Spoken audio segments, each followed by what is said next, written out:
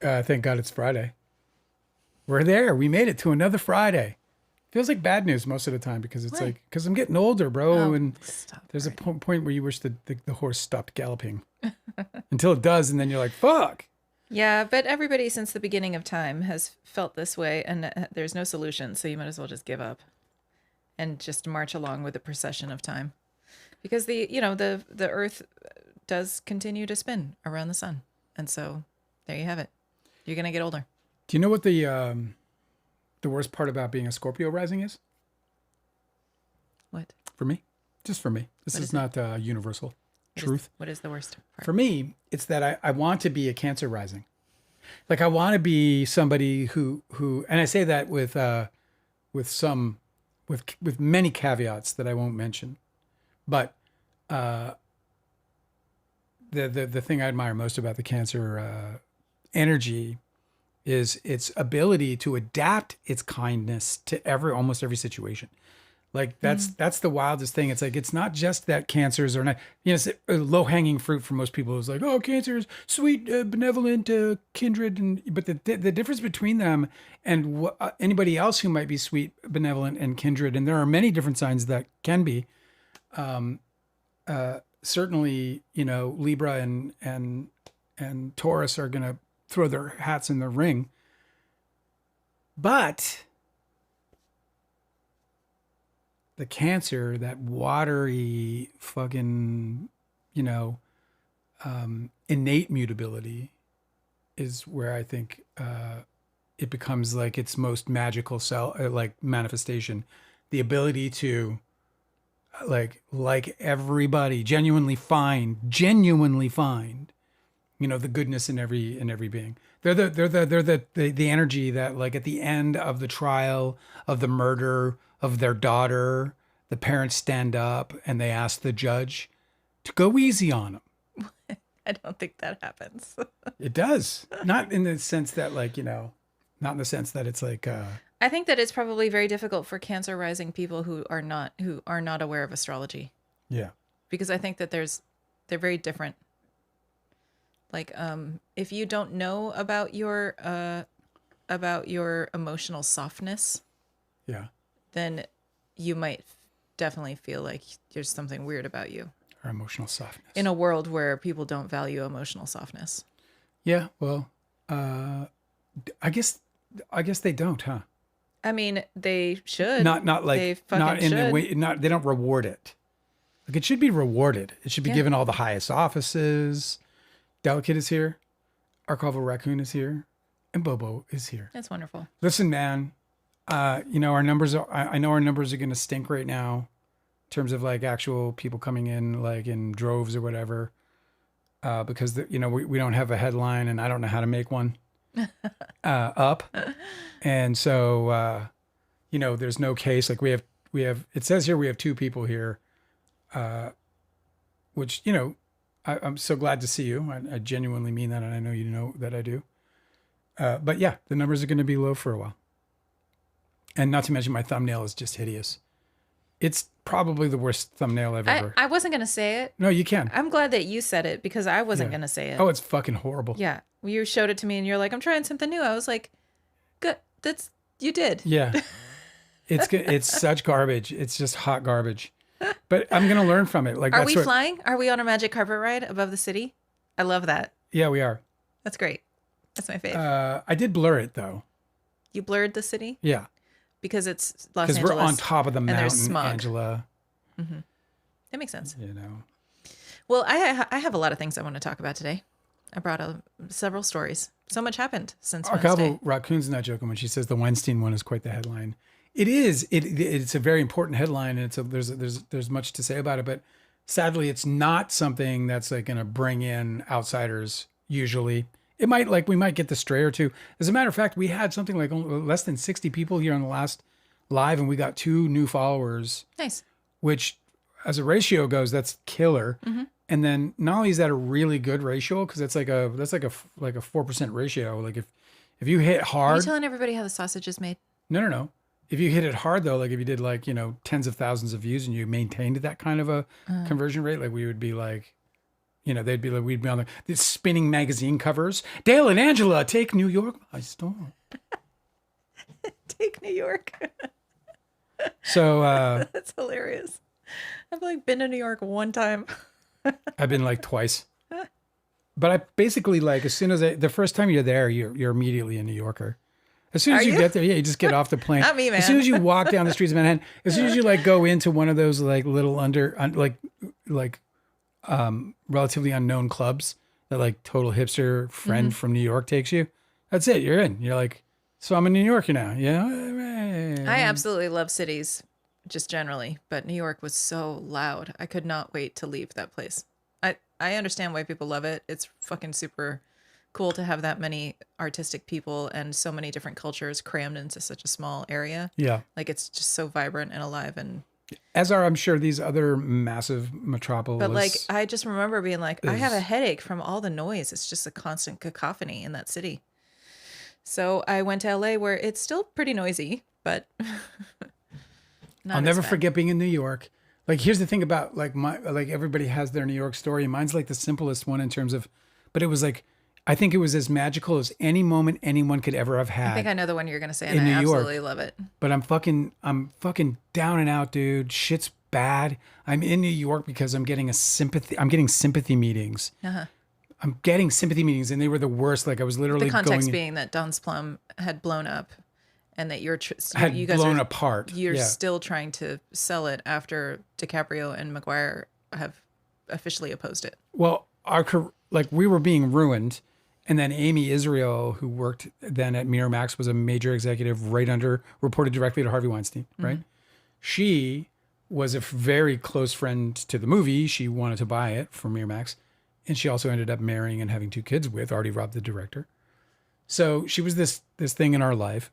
She saw that we had been like publicly executed in regards to our career and our reputation. And so she came in with this like, we're going to put it back together again. Like she had this whole like, you Humpty Dumptys, you'll see. I know. I really admire that. That's definitely what I would do if I was in a position. So she showed up and she gave us each a new, whatever the best of the best was for daily planners.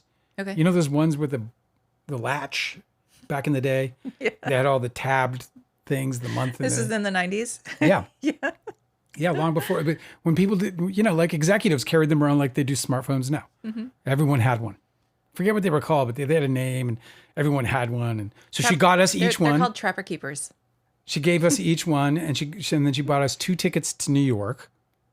This is all on her dime, bro. She bought tickets for each of us to New York City, and then she set up like a string of meetings with some of the biggest fucking names still to this day in New York, in the New York scene.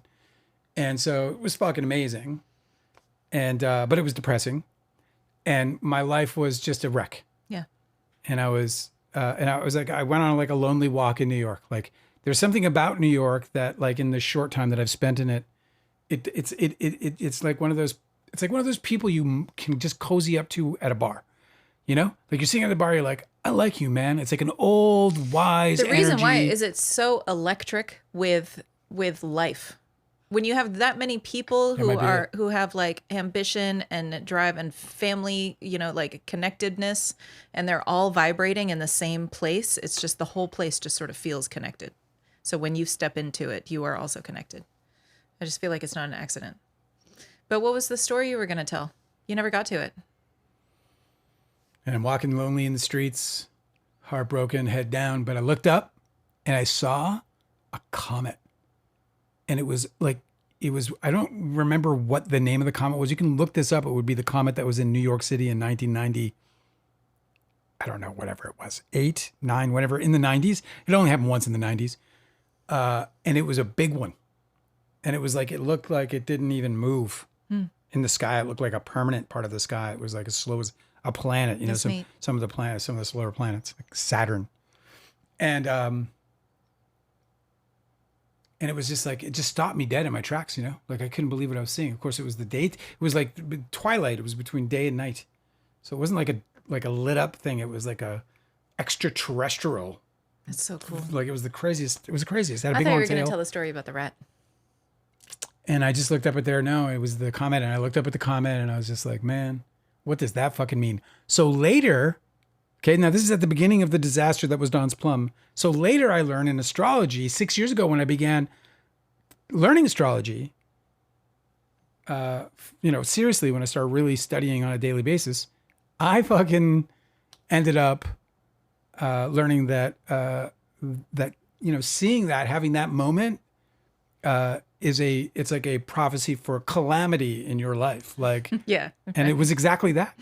Now I can't imagine 14 million people in New York City looked up at that and then Well, had nothing but, You're talking about it happening in 1998, and it was only a few years later that 9/11 happened. oh my God. So- oh my God. Yeah. Oh my God. But it wasn't only visible in New York City. So No, of it's, course. But that's still, oh my God. I thought you were going to tell the story. It's how people associate, that's how people associate shit. Are you going to tell the story about the rat? Because that one's my favorite. Well, it's super short. We were walking around in New York. First of all, I was staying in an apartment in I think it's the Stonewall district, right? Like, it was like, I think it's like the gay neighborhood. Awesome. Fucking had this amazing flat. I mean, it was amazing. Fucking big place. New York City, I don't know what they were paying. It was insane. So we're staying there. This is when things were good. This is when we were going to show it to Miramax. And first of all, I walk outside and there's like this square, like in between, like in the middle of the street, kind of like a boulevard, like a mini boulevard, but it was like very small. I called it a park in New York City just for a joke. And it had like one tree coming out of it and a little fence. It had like Fiddler on the Roof number of mice. Like they were leaping over each other. It was so abundant with mice. I'd never seen anything like it in my life. And the weirdest thing about it is they weren't running onto the street at all. That's not even the story either. I know, but this is the story. This is the same period. Could be in the same day. I don't even know. But yes, we're out. We're walking. I can't remember. It was like we were drinking. It was late. And all I remember is a lot of tall, dark buildings, a lot of tungsten light. And we were crossing like a dark alley, a back alley. And there was a docked area where obviously delivery trucks and whatnot would pull in and unload. And this fucking rat came out. And there were cops in our midst. And I don't know where they came from exactly, but they were in our midst. And this fucking rat, the size of a dog. This fucking thing, you've never seen a fucking rat like this. It was a straight rat, like had the rat ears and the fucking rat little face. Like a fucking capybara. Holy shit. And the cop was away from us, but it kind of ran toward the cop. And the cop jumped back twice and pulled his fucking gun. Because he thought he was getting attacked by a fucking marsupial. It feels like a weird story to tell because I feel like nobody would ever fucking believe me. But it's true. This cop literally pulled a gun on a rat that was like the size of a large cat. Did he say anything? Yeah, he fucking shouted some New York "fuck you" or whatever, what the fuck or some shit like that. It was profanity and it was loud. Well, it kind of actually bounced off the walls and concrete because we were just all standing around in concrete. Our Caval Raccoon said that the subreddit for Too Real Life got banned. No Why? idea why. Considering just making another one. Oh, That's so random. Why would it get take banned? it as an honor. I have to admit that I forgot about it. I needed to go look that up and like subscribe and then start posting daily content. Probably because there was no content posted. I think if you just make a sub and then nothing goes on it, I wonder. And I wouldn't certainly expect you to sit there and talk to yourself. Hey, what's going on? Not much. Comment. It was a very nice gesture, and I'm sorry that I don't know. I got to tell you, man, I think I'm a little bit of a self-saboteur as well, if I'm being honest. Oh, yeah? You think so? Why? I don't know why. I think we all are, but how do you mean? I'm just like, whatever. I get kind of polarized around things like that. I think I suffer from, having like on so many different occasions delivered like pretty exceptional work. Like not the best work ever or whatever, but like pro level movies. And I think this book is extremely well written. Right. Work where it's not just up to you to think Extremely that well written is strong. Well written. it's not up to you to say that it's really good. Other people have said this too, you know, like No. Don's Plum continues to inspire people.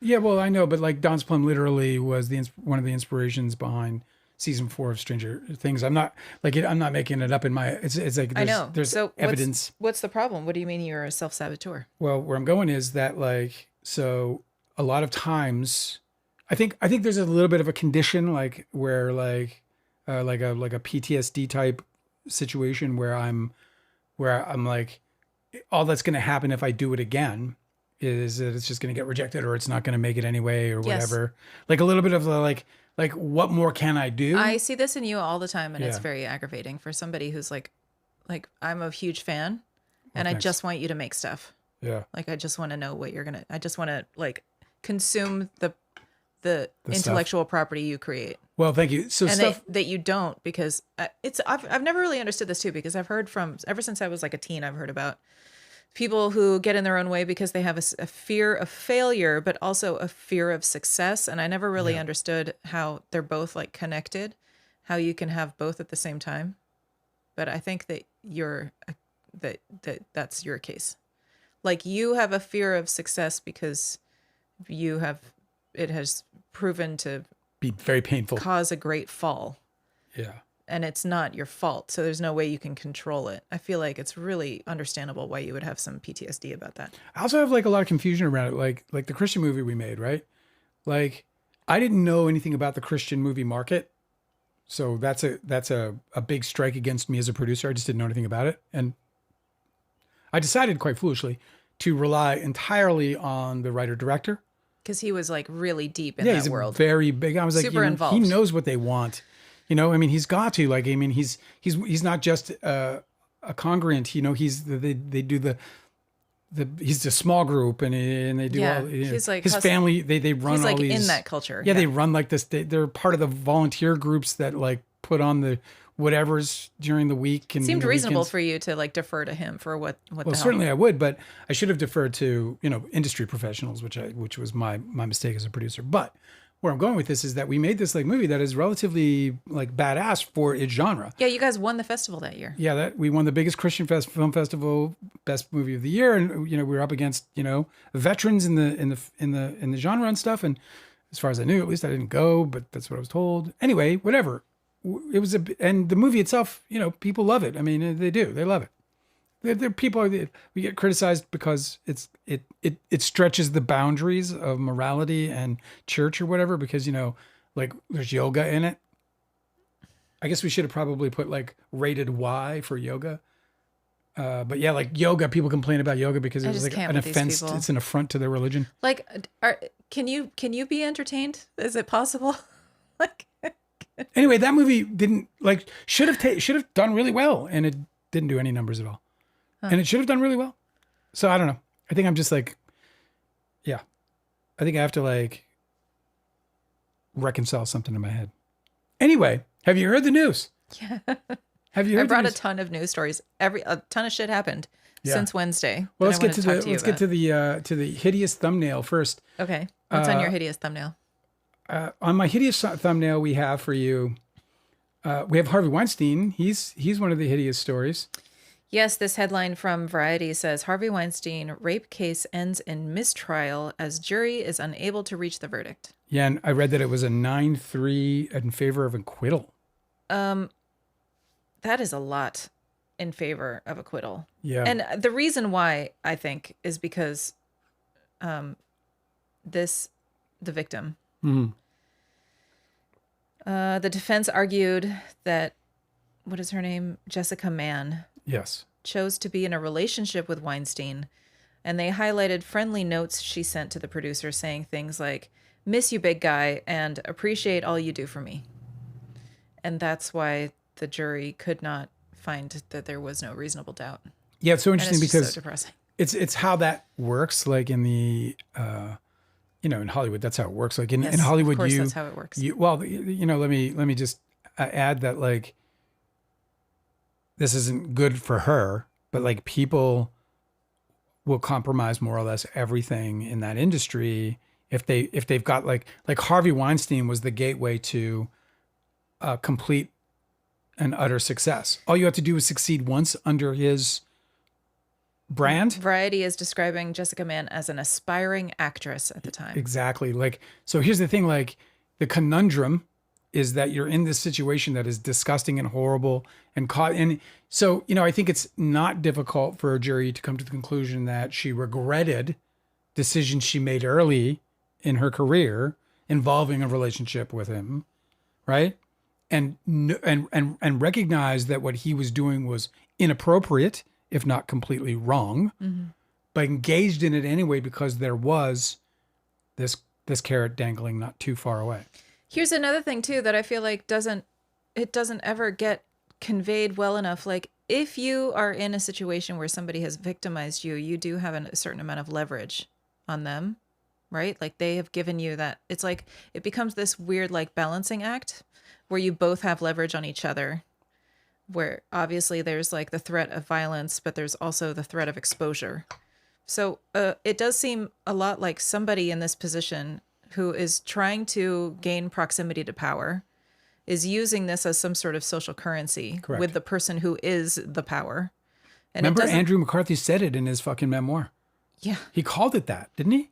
He called it, sexual currency or something. I think he called it like sexual equity or some shit. It's sort of... Well, but it's why I brought it up is because it's kind of, to my point, this is kind of one of the things that happens in Hollywood, like where that is on display by them, but that people are recognizing it. They're like, okay, so I engage in this fucking absolutely shitty fucking, behavior and I get a reward, which could be, the lead in a Miramax movie. Right. So it seems reasonable for me to understand why somebody would continue to develop and maintain a relationship so that they can exploit the coercive element that has been introduced, right? Like they're both now playing this, like they're in like a fencing game. And so it just seems reasonable that she would play that game. Do you know what I mean? It doesn't mean that she wasn't victimized. No, it doesn't. That's what sucks about it. It doesn't mean that she asked to be introduced in this fucking mess. No, But because she's playing power games because she's in Hollywood and this guy who's in charge of this shit is playing power games. Yeah. I mean, I mean, it's a great point. That I understand what that is. It's strange that they keep saying that it nullifies her. Well, claims. it's the reason I think that it creates doubt, which is the what sucks about it is that it creates doubt because the only person in that scenario who's playing fairly and came with the reasonable intent is her. Like she's the only one who can in that situation show up kind of with her situation on her sleeve. She really doesn't have any other choice. Right. I'm an actor in show business. You're a big fucking Hollywood mogul executive. Right. And that's the dynamic and you can't change the dynamic. And so she's not going in there saying, and I don't think anyone does really. I don't think anyone, I mean, I'm sure there are exceptions, but I think it's a very small, very minor amount of people who would like, already sort of agree to perform sexually if they're asked to ahead of, unless they know, unless they know that there's that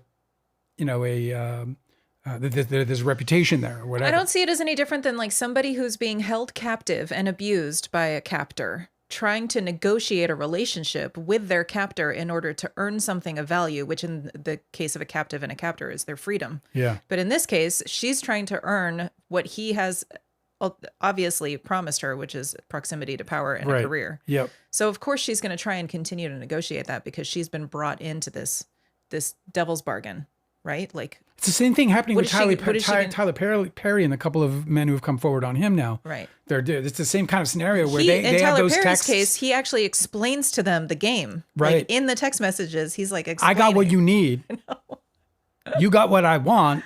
If you give me what I want, I can give you what you need. But it doesn't mean that she wasn't initially held captive by a captor. You know what I mean? Like, it doesn't mean that just because she decides to be friendly with her captor that she wasn't victimized by him. Well, that's for sure.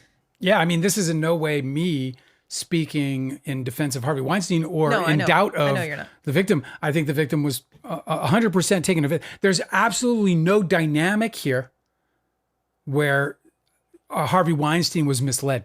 There's no dynamic in that relationship where Harvey Weinstein wasn't the driver behind all of what occurred in the relationship, and where he was advantaged by his power. Yeah. There's zero. At no point was he victimized by this. Never, couldn't have been, or manipulated, or even misled, like, so that we know who the aggressor was. There's no way that this woman showed up and was like, "Hey, you want a party with Harvey fucking Weinstein?" That didn't happen. And look, we live in a fucking world where men are absolute fucking pigs, where men cannot stop thinking about sex, and where every woman that they come in contact with who's even remotely attractive, they're sleeping with them in their minds. And I'm not sure that doesn't happen with women, but for men, it sort of releases a madness in them, and I think some men have the ability to control it and others don't. People have this. I guess that's the only way to put it. It's like because the only way to like you kind of reconcile with it, because it's so prevalent. It's prolific as fuck. Every industry. It doesn't matter if it's Hollywood. Hollywood, it's like it might be more rampant in Hollywood. You might see more instances of it in Hollywood. Because with Hollywood, there's so much more at stake. Like in Hollywood, you get riches and fame, potentially. You get into parties with people who the rest of the world would dream of being in a party with, right? Mm-hmm. In your own mind, at least. So there's just this. So because there's, I think, higher stakes, you have, or bigger rewards, I think you have, a more sort of rampant display of the behavior. I think that most of the psychologists who study this, right, and write about it and talk about it, and all the learning they've done on the social dynamics of sexual assault, they all agree, or they seem to, that it's about power, that it's not about desire as much as power and exerting power over others. And so I think that that's definitely a part of it for sure. I think when you have somebody like Harvey Weinstein who realizes that he is in a great position of power where he gets to call the shots and he gets to make stars and he gets to destroy opportunities if he wants to, I feel like that is just, of course, he's going to play power games at work and then he's going to play power games outside of work because he's interested in power.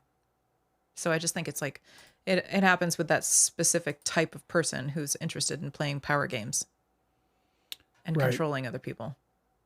Anyway, the story here is that this doesn't change anything about Harvey's reality. He's still in prison. He's served half of a sentence. I think he's got 13 years or something on that sentence. I know he's been convicted in New York and California. This is just one of these. But the jury deliberated for 3 days. And he's yet to be sentenced for the New York offense. Yes, okay. I think he's got 2 convictions on that. This was a charge of third-degree rape for which he had been tried twice previously. The jury deliberated for 3 days, and they were unable to reach a verdict. The judge said that he is giving prosecutors 30 days to decide whether to try the case for a 4th time. He has been incarcerated since 2020 when he was convicted. Let's see. This case was combined with another victim's case.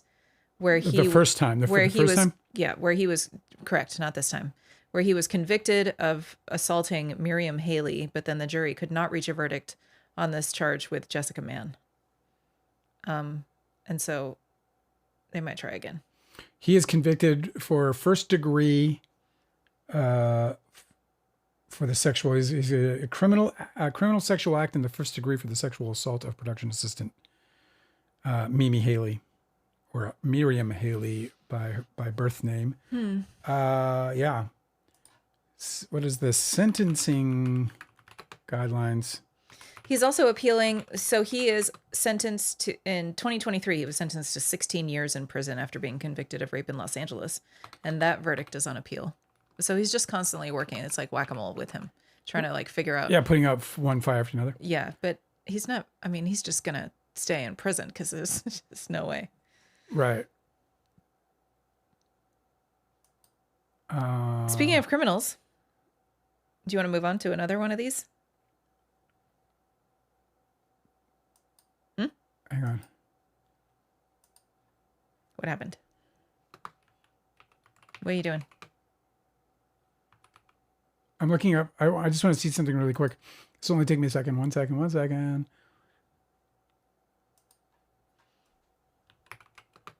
Can you narrate what you're doing? No. It's a big secret. No, I'm just not capable of chewing my gum and walking at the same time.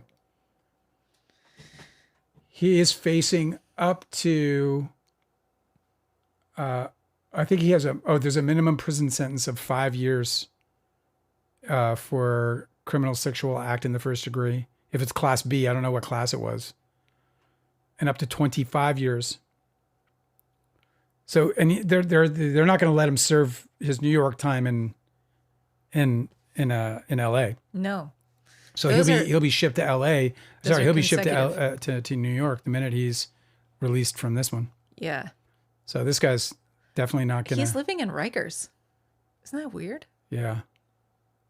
That's crazy. Yeah. I still have to read you that jailhouse interview. Guess you shouldn't have done the shit you did. Yeah, I know. I guess you should have thought about that. No Two Trolls is here. Oh, that's nice. And Jane is here. We've got Australia and New Zealand in the house. It's pretty cool. Okay, so I have this other story about this guy who is facing major jail time. So I didn't know that this person existed before he apparently shot himself. Got himself shot trying to shoot somebody. Shot himself trying to shoot somebody. Yes, in front of a courthouse. This is a guy who's apparently like, I don't know if he's a YouTuber or what, but he's a content creator ever since he was like a young man, he has made a career only in America. Okay. He has made a career of being a raging racist asshole. Yeah. And what he does is he takes his little phone camera and he goes out in public and he tries to instigate fights with people by using the worst racist hate speech. It's just crazy. Apparently, I mean, it's like the guy has a death wish. I don't know what he thinks is going to happen, but eventually this did, where he went and he confronted a guy who apparently tried to punch him. And then he pulled out this content creator, this racist guy, pulled out a gun and tried to shoot the guy. Now he is claiming self-defense, but the authorities do not believe that is. They've charged him with attempted murder, and he has a $1.25 million bail, which he evidently cannot come up with. So he's staying in jail until his trial. I didn't even know he existed, and everything I've learned about him since has been against my will.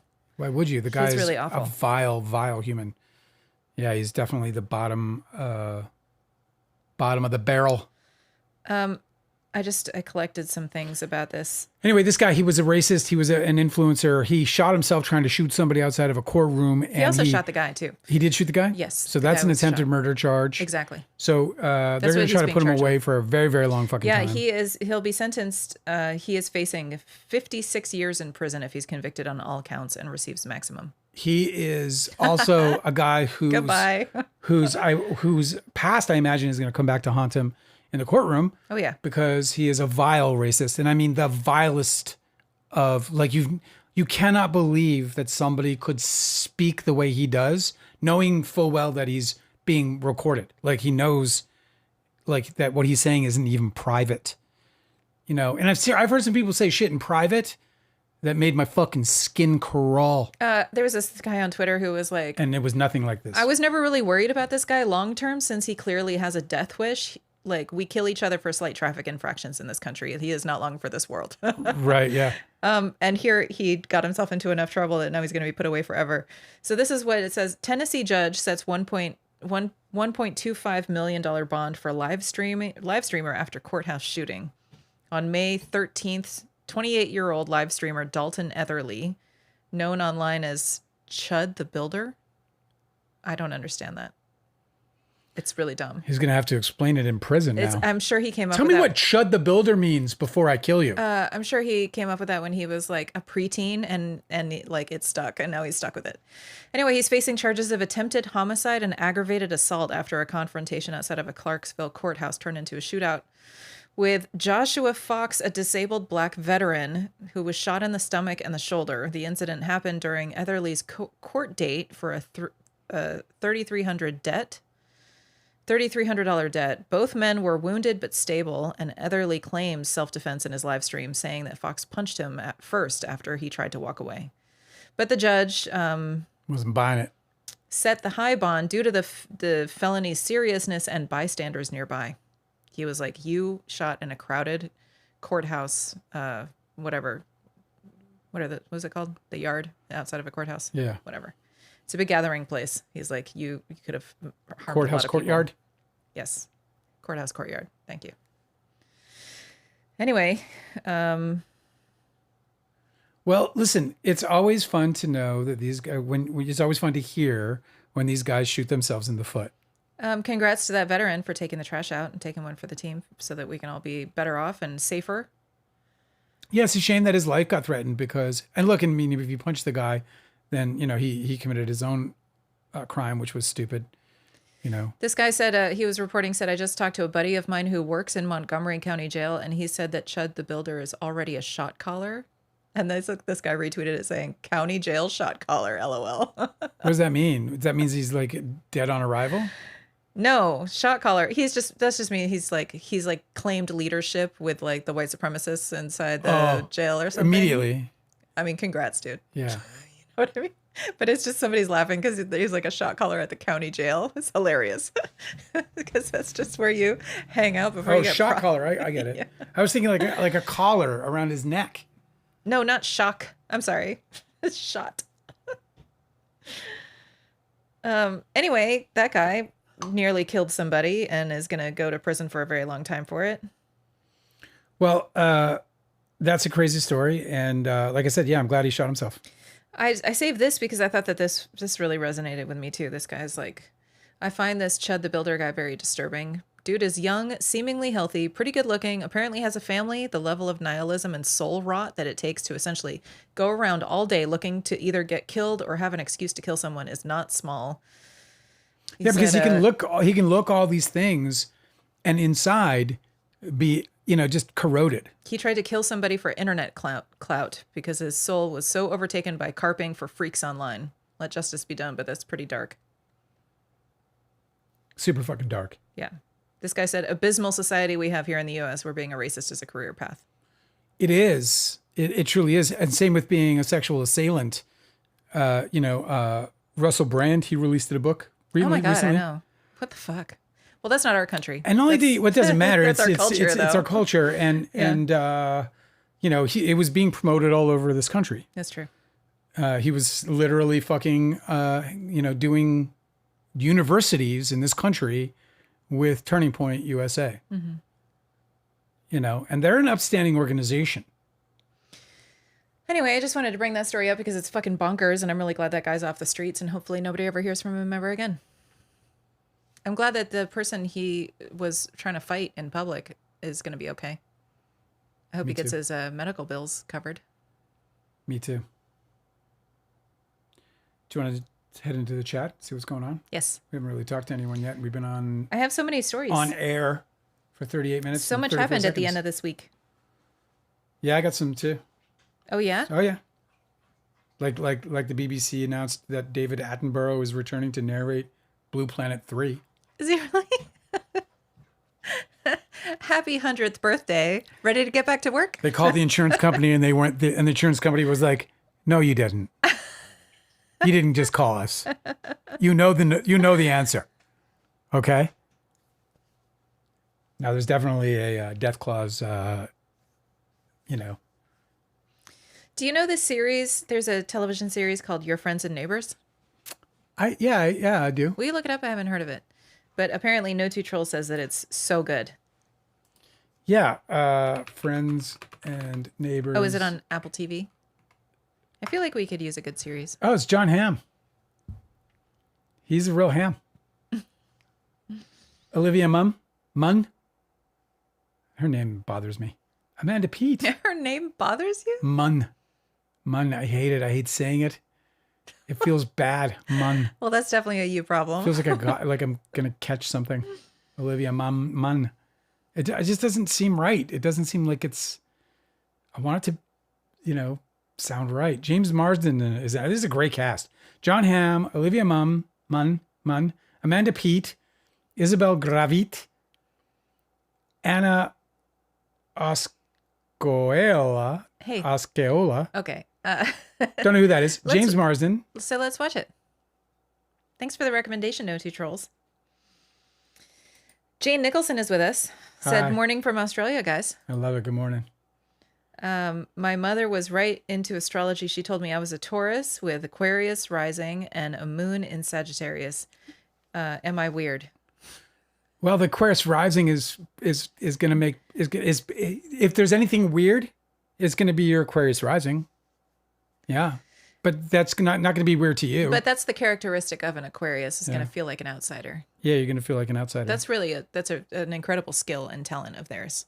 Where everybody else is really interested in conforming. Yeah.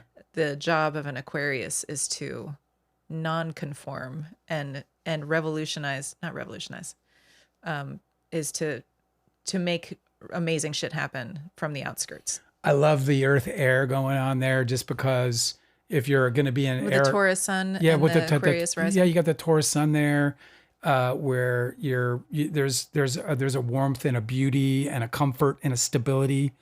So you're bringing all these things, and the cool thing is that, like, I guess, where somebody might find some struggle, like one of the potential struggles with that configuration, that sun rising configuration, and also it matters whether you're a day or a night chart. But if you're a day chart, and it might you might feel like you don't understand why, like you might feel like more alienated, but you won't be alienated because you've got this really pleasant, very very warm and comfortable. I'm sorry. So this is, you said Taurus sun, Aquarius rising, so that is a night chart. So that means that they have their sun in their 4th house. Oh, right. Yeah, you're right. And then Sagittarius in their 11th house, their Sagittarius moon in the 11th. Well, that's beautiful. Like that's an interesting combination, a Sag moon, and it's in the 11th house, where that's like it's a social house where basically your the kind of your community, the people rooting for you in life. Here's the advice for you, Aquarius rising with moon and Sagittarius in your 11th house. You're supposed to dream really big. You're supposed to take like really big leaps of faith and dream really big in your broader social groups. Like, try to connect with people that are going to make your dreams happen. This is like definitely what a moon in Sagittarius in the 11th house is trying to get you to do. Because whatever you do in that... But just the dreaming big part really ties into Jupiter being the ruler. And you really want to know where Jupiter is in your chart and what it's doing, because that rules that moon sign of Sagittarius. That planet does. So yeah, the Jupiter makes it big for sure. And it's a day chart too. So Jupiter... It's a night chart. Oh, sorry, it is a night chart. Yep. I thought it was a day chart. That's right. And there you have it. Yeah, it's a great configuration. Yeah, I think, I think being a Scorpio rising is difficult. I mean, Taylor Swift and there are others who've pulled it off. But Scorpio rising is difficult because we're just such fucking big feeling, everything's really kind of deep and yeah. You're annoyed by it? A little bit. Yeah. Yeah. I can imagine it. Yeah, because when you're like, oh, am I being intense again? Great. Well, Real original. And just like people find you intense. Yeah. And it's just like kind of annoying because it's my default. Annoying. I know. I get that too, where people are like, why are you angry? I'm like, I'm just talking. I don't know what you mean. Or like, damn, you're cold. You're like, I'm a Virgo rising. I don't care what you think. So, whatever. But Virgos have that reputation, and Scorpios have the reputation. But living it, forget about the reputation. Actually living it is just, it can be annoying as fuck. Because I'm just like, even us, I've been sitting there. I'm like, no, I'm not. Because I'll get so down like that. It just looks like I'm wrecked. But I'm not. It's just my kind of level. Like I'm always like a fucking millisecond away from wrecked. In any minute, I get fucking something can happen over there, whatever. A bad guy wins. Like anything can happen, or all of a sudden I'm just like, ugh. Hey man, I could be misunderstood. I feel like you just have like a firm grip of reality with these days, because everything's fucking terrible. So it's like, I understand. I'm glad that I don't live with somebody who's like one of those like persistent positive thinking people. Yeah. I think that would drive me nuts. By the way, we do have some really important astrology because we have the moon. We talked about this the other day on Wednesday, but we do have the moon. We have a new moon in Taurus. It happens tomorrow. It happens in a matter of hours. And this new moon is interesting because, you mentioned, and we didn't mention it on the Live on Wednesday, but that it's actually on Algol, which is in astrology, there's like all of the planets we talk about, they're called the wandering stars because they move around, they move in the night sky, or, and sometimes in the day. So they're just moving. Yeah. Yeah, so they cast rays and they communicate with each other and they're influential and they do stuff because they're wandering. But then there's fixed stars that are obviously in our constellations and they don't move at all.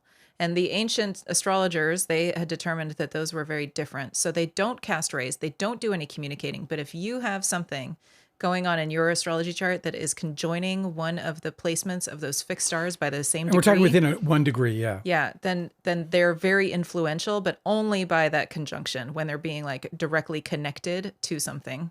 And so it's contact sport. So the new moon tomorrow, which is a conjunction between, it's when the sun connects with the moon in astrology. Yeah. Obviously, we know what this is astronomically too, but it is exactly on the degree of the fixed star called Algol.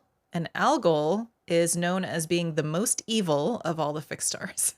It's like the worst one. It is like a lot of ancient astrology has to do with like, it's like good fortune or absolute decimation, like complete destruction, beheadings. That's what Algol stands for, is the worst of the worst. So, but listen, the moon... It doesn't mean anything. It happens all the time, obviously. Yeah, the moon trucks over it every single month. Yes. And the reason why, by the way, that the thing about these fixed stars is it's when the slow-moving planets get on top of them that trouble can be caused. That's not to say that the moon, doesn't have its moments. Obviously, in the moment that the moon will pass over Algol as it does every month, people are going to die. People are going to, people are going to have, even die by kind of Algol type it's deaths. Usually like accidents that injure your head. Yeah, or take it off of its body. So, but there's a lot of mythology attached to it. So the only thing I would say about Medusa and whatever. The only thing I would say about like avoiding a new moon with Algol is don't charge your crystals under that. Charge your crystals. Don't do it. It's good. New moons are good to charge your crystals. Don't climb ladders. Don't ride a motorcycle without a helmet. I would say take care of your head tomorrow. I don't know.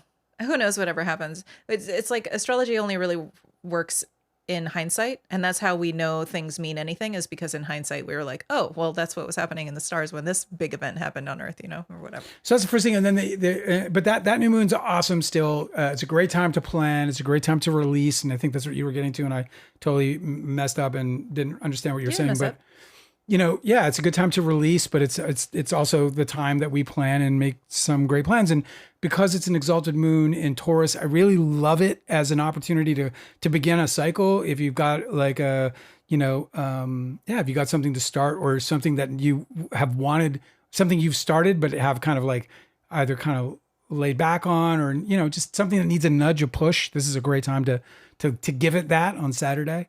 So it's a great new moon. Wednesday morning especially has really, really great astrology for just about anything, because there's so many very beneficial placements. There's a lot of planets that are in like their favorite place to be. Mercury's up in that shit. Yeah. So there's I think that it's Wednesday morning. If you're planning on doing something, you should figure out what it is on Saturday and then build towards it, and then like Wednesday morning do the thing. That's a great idea.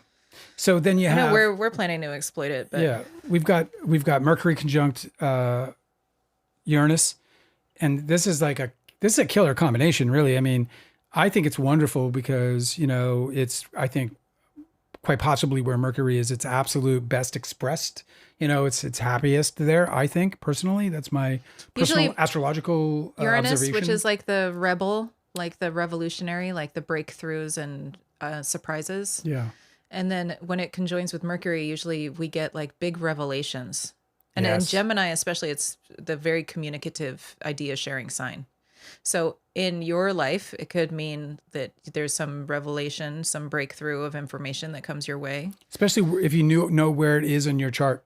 Yeah. Like if you know it's in your third house, then you'd be like, that would be going to be wherever Gemini is. Yeah, it's going to be a breakthrough with my siblings or my close communication, or my close community, or something in terms of the way in which I communicate or am being communicated. This conjunction you're talking about is on Sunday, so I would expect something to happen in the news.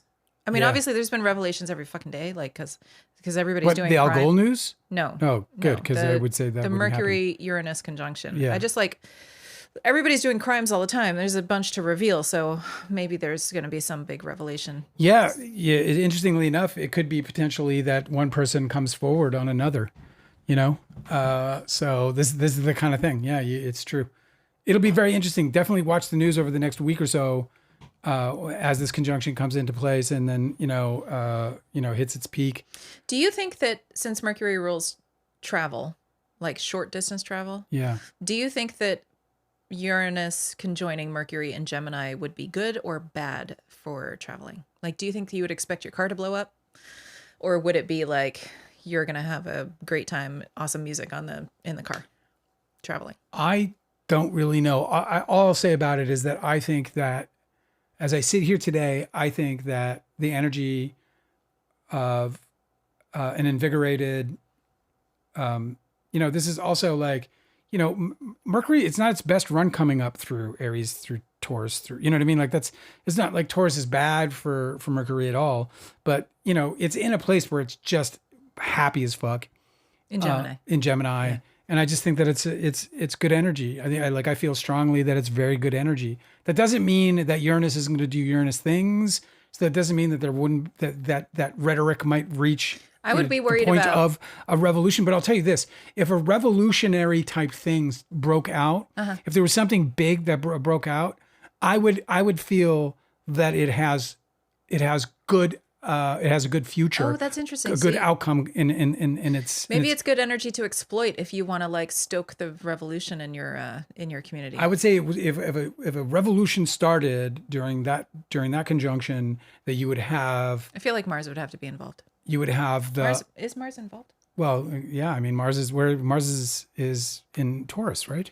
Or is it in Aries still? I looked today and I don't remember. Let me see. Sunday. Nope. I'm an astrologer and I don't know where Mars is. I feel bad. You're not supposed to just memorize it all the fucking time. Oh yeah. This is great. Tell us. Oh no, Mars is about to move into aversion, so it'll be too close to be incommunicado. That is actually, by some astrologers, the semi-sextile, actually. Yeah, I don't know. There's no ancient basis justification for it. Yeah, that's all modern. It's stuff. a 30-degree aspect that Richard Tarnas believes in very much. Okay, anywho. And what he says about it is that it's very interesting when he said this. It's always played in my head, but he said of the the more modern aspects, like quincunxes and all those. Mm-hmm. He said that they matter where they matter. He's like, they don't matter with fast moving planets. There's no consequence there. It's just they're as an energy, they need exact conjunctions, and they need them to have a minute, to boil, to turn, so that's what he says about him. He's like, they only matter. They only show up significantly. This is him, and the thing I love about this guy is that Richard Tarnas is that his whole astrological being is him researching mundane history, like the mundane energy of the past. Why are you talking about Richard Tarnas? Oh, because we were talking because about he was talking aspects? because he like semi-sextiles and stuff like that. Yeah, so he's really cool. He's like a historian and philosopher, and then he went and researched the history of things and tried to match it to astrology. And he was like, "Well, I'll be damned, it does match." It does And match. So he wrote an incredible book. It's one of my favorite books for skeptics. It's really dense. He's a really dense writer. He's like a professor. It's entertaining as fuck though. He's a really fun writer. But he wrote the book Cosmos and Psyche, which Yeah. does a really excellent job of explaining astrology to people who are skeptical about astrology. I think that he is wonderful, and that book is a gift. Anyway, he believes in those aspects on slow moving planets, so that's why I even mentioned it, because yeah. Jane Nichols said, "Thanks, guys. I was born a minute before midnight in New Zealand. I'm a clinical nurse specialist. I don't conform." That's great. That's amazing. You're better off not conforming. No conformity. There's also something to be said about a fourth house sun, because isn't there like ancient mythology about how the sun, when it sets on the western horizon, that it goes down and in its darkest place below the planetary horizon, which would be the fourth house of your birth chart, Yeah. that it has to do battle with like some ancient god serpent before it can prevail and rise again in the eastern horizon. Yeah, no, I know. Yeah, that. So if rings you have incredibly your familiar to sun, me. if you were born when the sun is doing that battle, I think that that's probably speaks a lot to how you're meant to separate yourself from your family unit, which is also represented by the fourth house. Like, I wonder what goes on in your life that sort of is trying to tell that story in like a less dramatic way, you know? Well, it resonates with me with a son in my late third. Yeah, that your process of separating from your family was a painful one. Yeah. One where you had to do My sibling is a in lot of particular, struggle. my brother in particular. That's really interesting. Yeah. Yeah. Yeah. I mean, astrology is wild. It's real. It's like, you know, if you want to spend the time understanding astrology, it's beyond fascinating, but it's also incredibly comforting. It's like a really comforting thing. Oh yeah, I know. It changed my whole perspective of life. Like these last 6 years has been like a lot of the transformation I've enjoyed has come from astrology, because I'm now able to see like why this is happening. Like for example, like Donald Trump, like his astrology puts him. It tells the whole story. No, his astrology is like, this guy is gonna be major. Like he's got some of the craziest placements for that. Yeah. And it makes me understand a lot more. I'm like, oh, there's something enigmatic about this energy that people can't get through or get past. Some of us can, obviously, No, I know when people, these like, but the people who love him, they'll fucking kill for him. there's people who talk about how he's like the Antichrist. You look at his astrology chart and you're like, I mean, I can see why he would have that much power that people would assign him that label. Yeah, Like his chart is just screaming it. it's crazy. It's absolutely crazy. So anyway, astrology has helped me in those ways, and so I highly recommend it. But I also like it for. I like the game that it Yeah, it's like a puzzle. it just puts this game out in front of you, and all of a sudden you're like, oh, this thing's coming up now. I wonder what that's going to manifest like. Because as much as astrologers, and there are probably some out there who can combine their intuitive, nature or whatever, and actually be super predictive, what it really does is it for me at least, is that it shows me what's possible. And then when it happens, you're like, oh shit, look at that.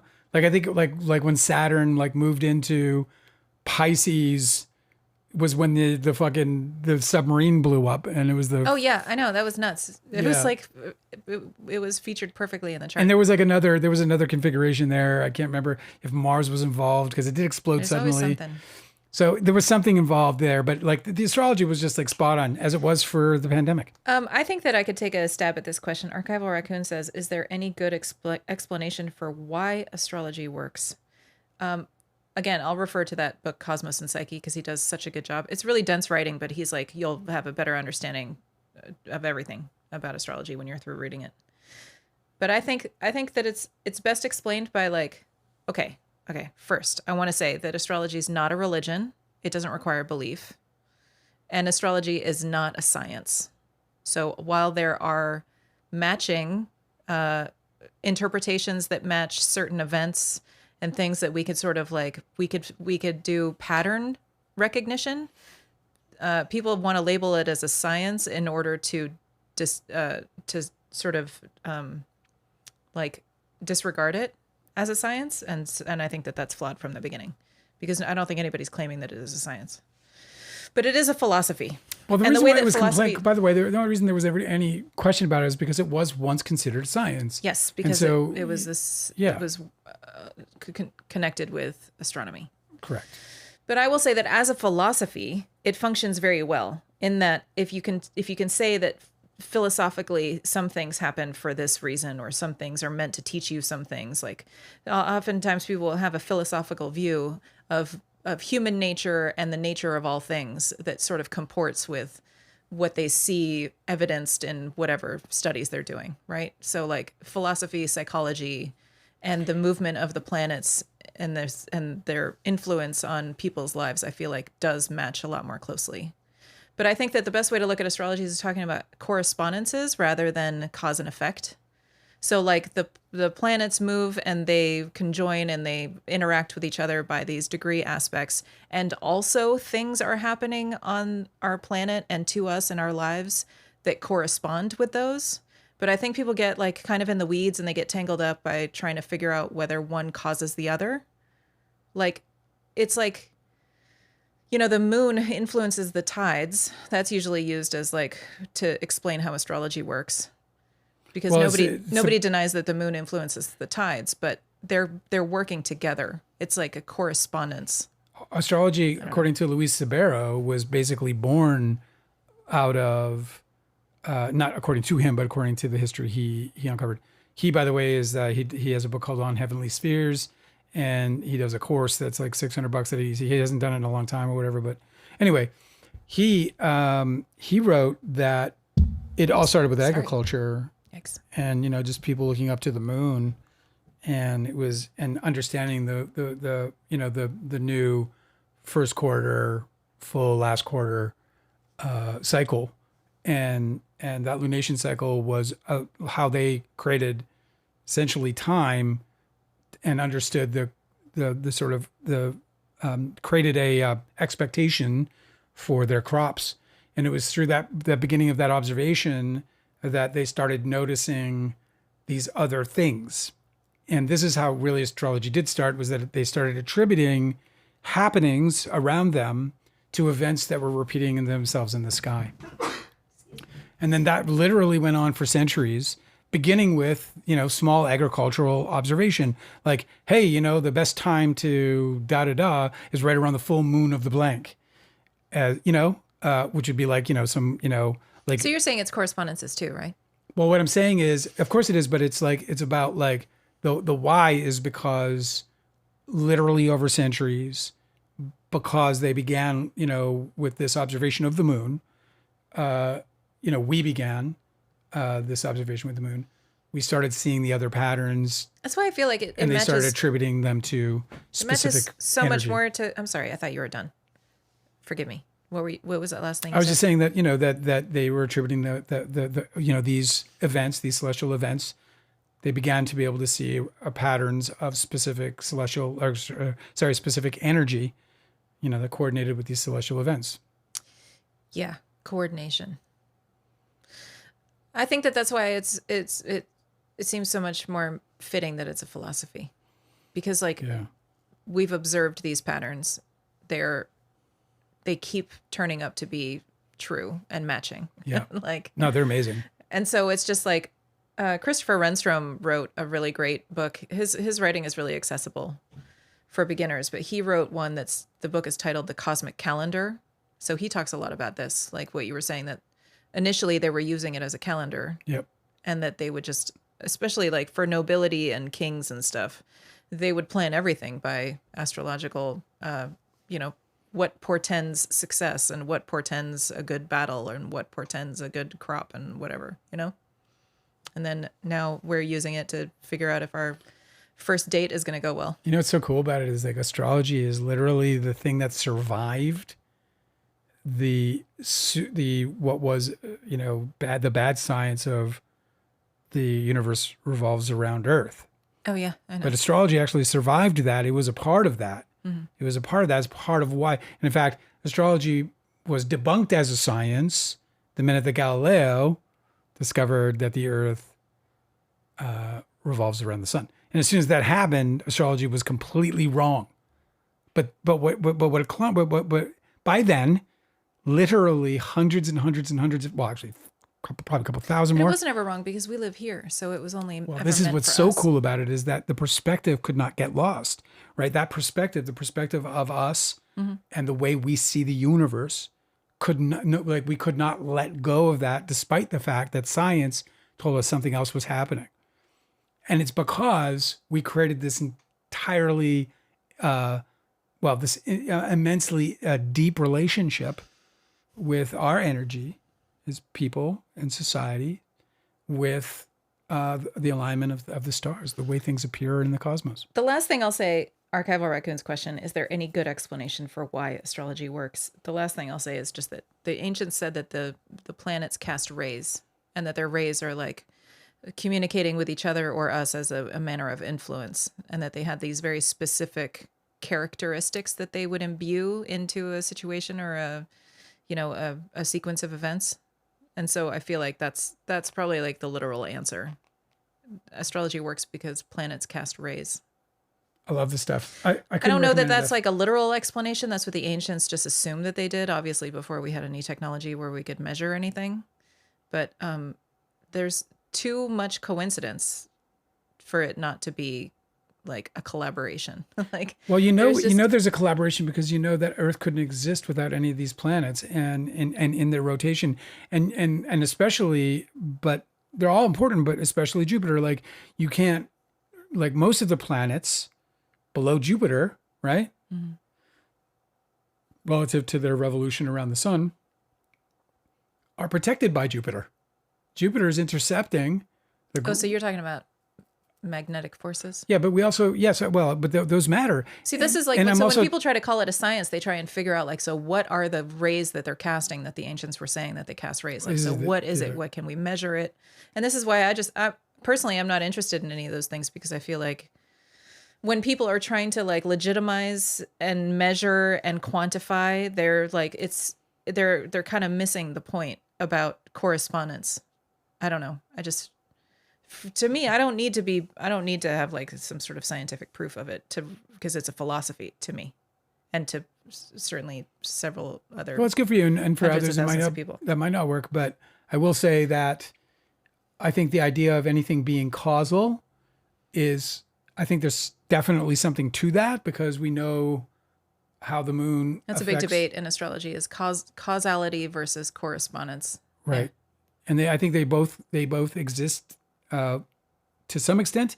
And I think it's impossible to believe that these planets are revolving around the sun with us and we're not interacting with them. I think that's impossible. I know that, that if, I just feel like that's impossible. And the best proof I have of that, of course, is the way the moon affects us. And that's going to be the most dramatic example. It also really, it intersects really nicely with other philosophical schools like animism is very well matched with astrology, where you just assume that everything has like a conscious force within it and that we're all connected, right? Like, I don't know. There's all these other different ways of seeing the world that I feel like are not so rigid that astrology doesn't have a place. And I feel like I'm broadening my mind to accept more of those that I didn't learn in like, public school science class. I fucking love this stuff. I love studying it. We're right now we're working on, and we're still working on this, guy, so be patient with us, but we're working on Cancer Capricorn because I want to put together like a full, like I'm excited about what we're doing and I want to be ready this weekend though, right? I do hope. Yeah. We'll be ready this weekend. Okay. Well, I'll help. So either way, I'm excited about it. I find it entirely enthralling and beautiful. And I really hope that more people get involved with it because the more that you understand astrology, the more I think you'll understand the world around you. It just makes things, it brings clarity. But it's not always easy. It can be confusing. It's a lot to learn. I think that's probably the hardest part about it all because it's, but if you've ever read your sun sign. There's no test. You're not going to be quizzed. If you ever read your sun sign, you might be like, and didn't relate to it. That's because there's so much more complexity to it. Yeah. That your sun sign can't possibly tell you. Somebody asked me about their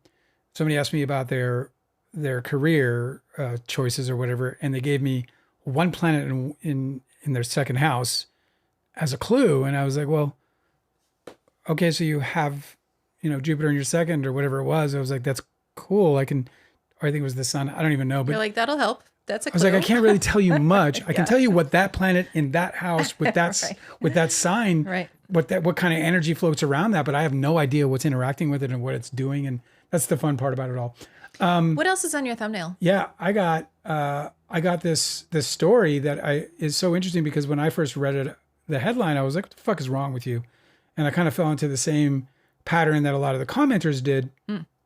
Adam Mckay has come out. He's the director of Anchorman and Talladega Nights and what's that one with Leo he did on Netflix? Don't Look Up.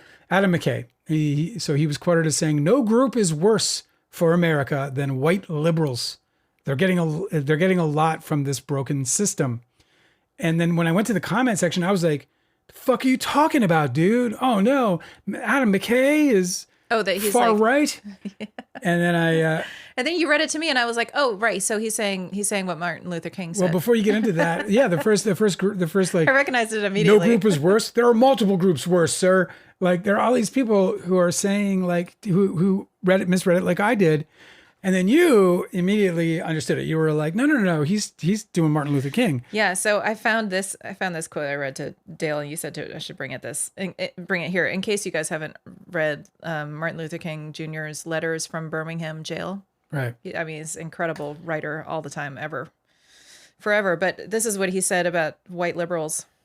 This is what Adam McKay is saying. It's not controversial. No, it's not. This is. I completely agree with him. I mean, it's the biggest fucking Martin problem. Luther King Jr. said, this is just a little excerpt that includes that quote, said, "First, I must confess that over the last few years, I have been gravely disappointed with the white moderate. I've almost reached the regrettable conclusion that the Negro's great stumbling block in the stride towards freedom is not the white citizens' counselor or the Ku Klux Klanner, but the white moderate who is more devoted to order than to justice, who prefers a negative peace, which is the absence of tension, to a positive peace, which is the presence of justice, who constantly says, I agree with you in the goal you seek, but I can't agree with your methods of direct action, who paternalistically feels he can set the timetable for another man's freedom, who lives by the myth of time and who constantly advises the Negro to wait until a more convenient season. Shallow understanding from people of goodwill is more frustrating than absolute misunderstanding from people of ill will. Lukewarm acceptance is much more bewildering than outright rejection." And this is what Adam McKay is talking about. Correct. Because when he and said... he's 100% right about it. He says, Oscar-winning, this is from The Hollywood Reporter, Oscar-winning director and producer Adam McKay has unloaded on the Democratic Party with whom he split after the 2024 presidential election. He said on a podcast, he told the podcast Urgent Futures podcast, hosted by Jesse Damiani on May 13th, he said, "We're being hit with the high-grade marketing, and no group is worse than white liberals. I mean, they are the worst. I've tried to talk to them about the climate. They are so smug and captured, and it boils down to privilege." I mean, when you talk to white-moneyed liberals, they're getting a lot from this broken system. It's kind of a funny thing to say when he cast Leonardo DiCaprio, who hangs out with Jeff Bezos. He's probably talking about him. He's probably fucking talking about him. He might be. He said, "It's incredible to watch people this far down the road still saying, you got to stand by the Democratic Party. The same party that wouldn't convict Trump of a crime after he told a crowd go to the Capitol, and the same party where the previous presidential candidate Hillary Clinton literally funded Trump's campaign." Adam McKay said he's become a climate change campaigner in the recent years. And he also took aim at former President Joe Biden, failing to declare a climate emergency while he was still in office. He said, "I've tried to talk to them about the climate. They're so smug and captured, and it really boils down to privilege." This is repetitive, sorry. "At some point, I realized these are bad faith arguments and conversations." He said, I have more here. He said that he insisted that there was little difference between Democrats and Republicans in Washington, D.C. He said, once you kind of flip that switch and realize white liberals are full-on right-wingers and the Republicans are extreme right-wingers by any international definition of right or left-wing, you can't support a party that doesn't want universal health care. The Democrats don't want to have it in their party platform. Kamala Harris never even brought it up. He says, for anyone looking to still make headway with the Democratic Party on progressive issues and campaigns, he says, best of luck to you because you're not going to argue with them. They're coming from a place of they don't care. They have privilege. They're trying to stay in their class, their social scene. They're more worried about their alumni cocktail hour and not stepping out of place. He says, the level of damage that those creeps have done to our country, white liberals don't even want to hear about it because it's inconvenient and unpleasant. So yeah, I almost can say I despise American white liberals. They are the grossest of the gross. Oh, wow, dude. Smack it down. That's amazing. He says that the newspapers, New York Times and Washington Post, are totally captured by big capital. I think he's not wrong. I should send him my book. Where is the lie? You know what I mean? and yeah, he probably was talking to Leo about it. Yeah, well, Leo's definitely he's fucking gross. He's gross. The guy was on Jeff Bezos a yacht all fucking summer or all year. Yeah, he's not interested in progressive movements. Come on. Come on. Jeff So, Bezos is the biggest polluter in the world right now, So Adam McKay apart from the American military. I'm just so glad that he's like a really big name that people might listen to, saying that by any other like European countries' standards, that our political parties are right and far right. Right. That we don't have a left Democratic Party. I thought that was important. What are you doing? Looking something up. Again Yeah. with this? That's right.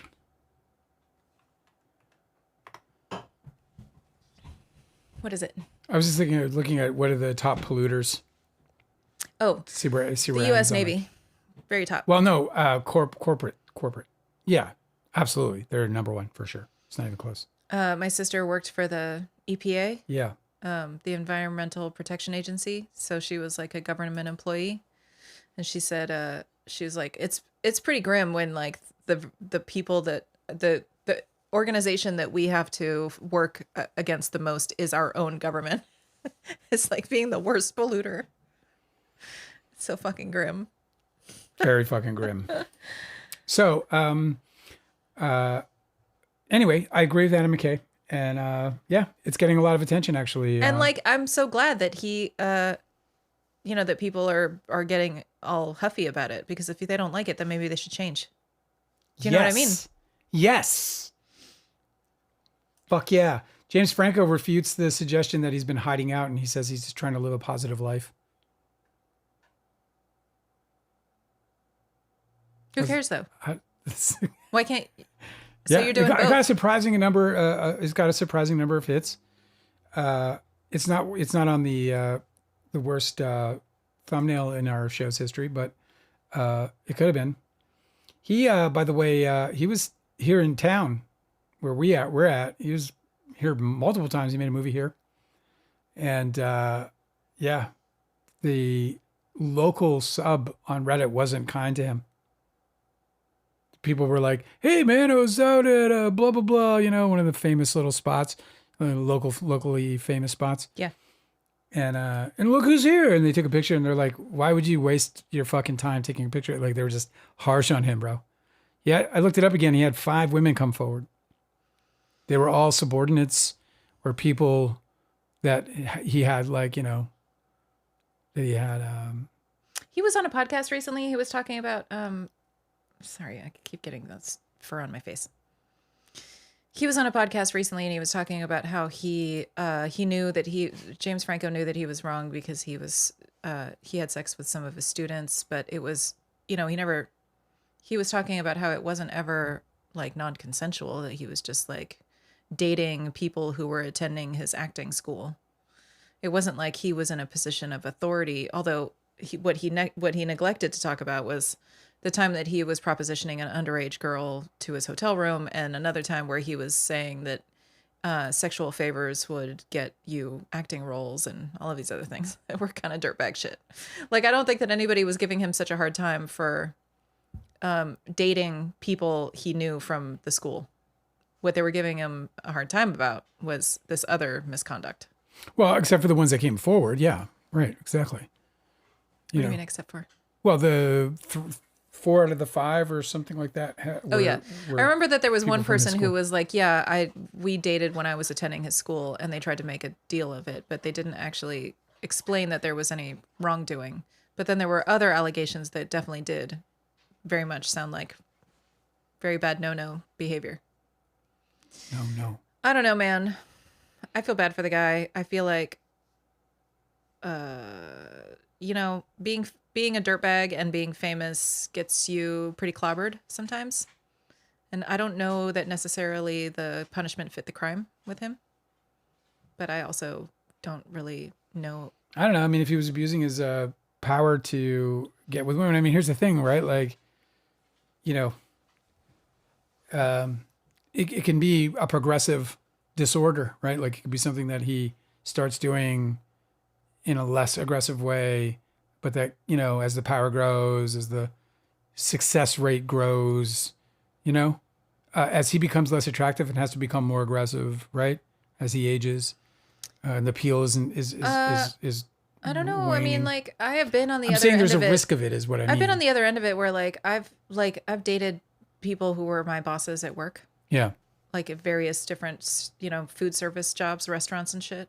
And it's like I never felt like there was a fucking power imbalance. But if you throw a bunch of those cases on the pile, and then there's another story of him propositioning a 17-year-old, and then there's another story of him like being overly aggressive on a date, where it's like obviously it didn't turn into abuse, but like I don't know. You just throw it all on the pile, and you're like, wow, this guy's a total dirtbag. Yeah. It's really it's tough because I don't know whether like obviously it's strange that Kevin Spacey is trying to rebuild his career. I mean, we know that like Russell Brand should be fucking under a jail someplace. It's like there's all of these cases that are these Me Too cases that are really heinous, and they're trying to do this rebrand. And I don't know that James Franco deserves to be in the same pile as those. I don't know enough to say he does or he doesn't. It's not really up for me to decide anyway. But he's taken a lot of heat in the on the sub. It's in our entertainment. And I think that's what I'm trying to say. Is the comments are like ripping him bad. Yeah, there's some people. Maybe I don't know, man. Maybe I'm not educated. Maybe he's worse than I've read. But from what I read, I'm just been like, okay, so he sucked, and like. I mean, getting underage girls involved is pretty skeevy. Yeah. Yeah. That's true. That's pretty low. It's just the kind of behavior, like I'm saying, man, like things get out of control. So even if he's like skirting the line, it's like, it turns into something that becomes highly cautionary, at best. It's just like, yeah, I mean, whatever. Listen, I don't care about the guy one way or another or whatever. And, I don't know enough about what he did but I know enough that these women felt like it was worth coming forward for. And I'm not going to jump to any conclusion that 5 women, I've always made this argument on this live. Like, I hate that it has to be a number. Oh yeah. Right. It drives me crazy because like one woman, oh, well, what's in it for her? I know, it's so awful. And so like basically. So one victim isn't enough to be believed. You're fucked. I mean, I'm kind of going through that with Leo because Leo doesn't have graveyards everywhere, he doesn't have what do you call it? Bodies buried everywhere. We were the worst thing he did probably. So nobody really gives a fuck because it was only one time. Like my life doesn't really matter compared to, the lives of many. So with 5 women coming forward, I have a hard time believing that there was anything other than genuinely something fucked up that he was doing to these women, that he was leveraging his considerable wealth, fame, and position in some cases on them. And it's the same shit that Louis C.K. did. It's the same shit that Aziz Ansari did, And look, I don't think Aziz Ansari should be fully canceled either because it sounded like he was just a pest, which is annoying and shitty, and hopefully he learned his lesson. But I don't think he should end his career for being a fucking pest. Yeah, I think that what Louis C.K. did was way, way, way fucking worse. Yeah. I mean, he definitely crossed the big line, exposed himself. I remember one of Louis C.K.'s victims just being like, she froze there. She was like, am I in fucking danger? Like, if I run for the door right now, am I going to be fucking chased by this like giant naked man? Like, holy shit. Jesus fucking Christ. I can't imagine putting people in situations like that and not realizing how horrific it is. What the fuck is the matter with that like guy? Some what idea a fucking sicko. Some weird idea that they're like, I can't even get into it. Anyway, so I don't know, James Franco, it's his problem, not mine. I do like that there are fucking consequences. And I do like that there are consequences outside of the courtrooms, which aren't always fair to the victims. So, and to, some accused. So, just whatever, man, you got to deal with your problems. He said he's trying to live a positive life, and I hope that's true.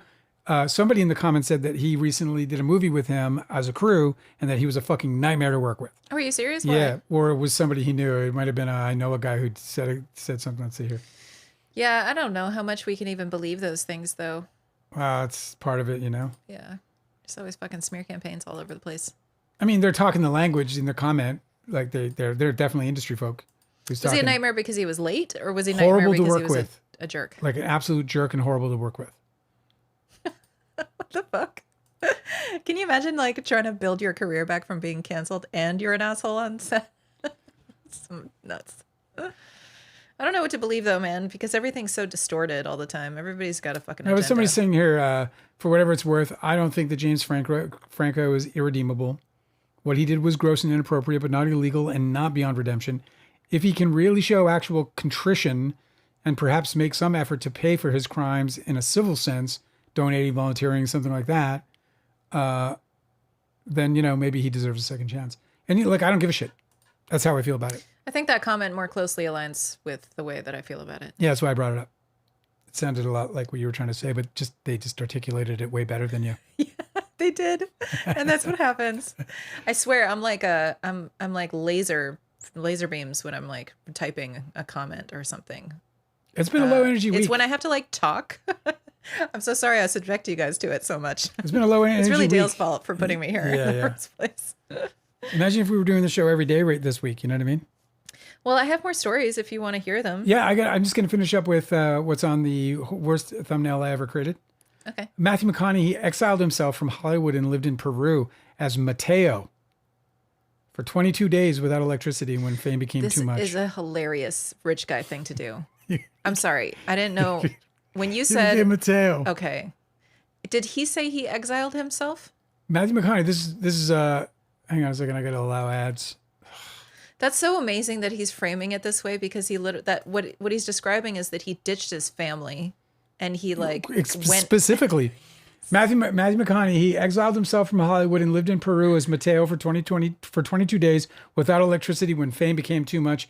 Headlines Variety, written by Zach Sharf. That's hilarious too because I bet that he had like his celebrity wranglers, the people that go and like the fixers that go ahead of time. Yeah. What are they called? There's fixers. There's a word for them.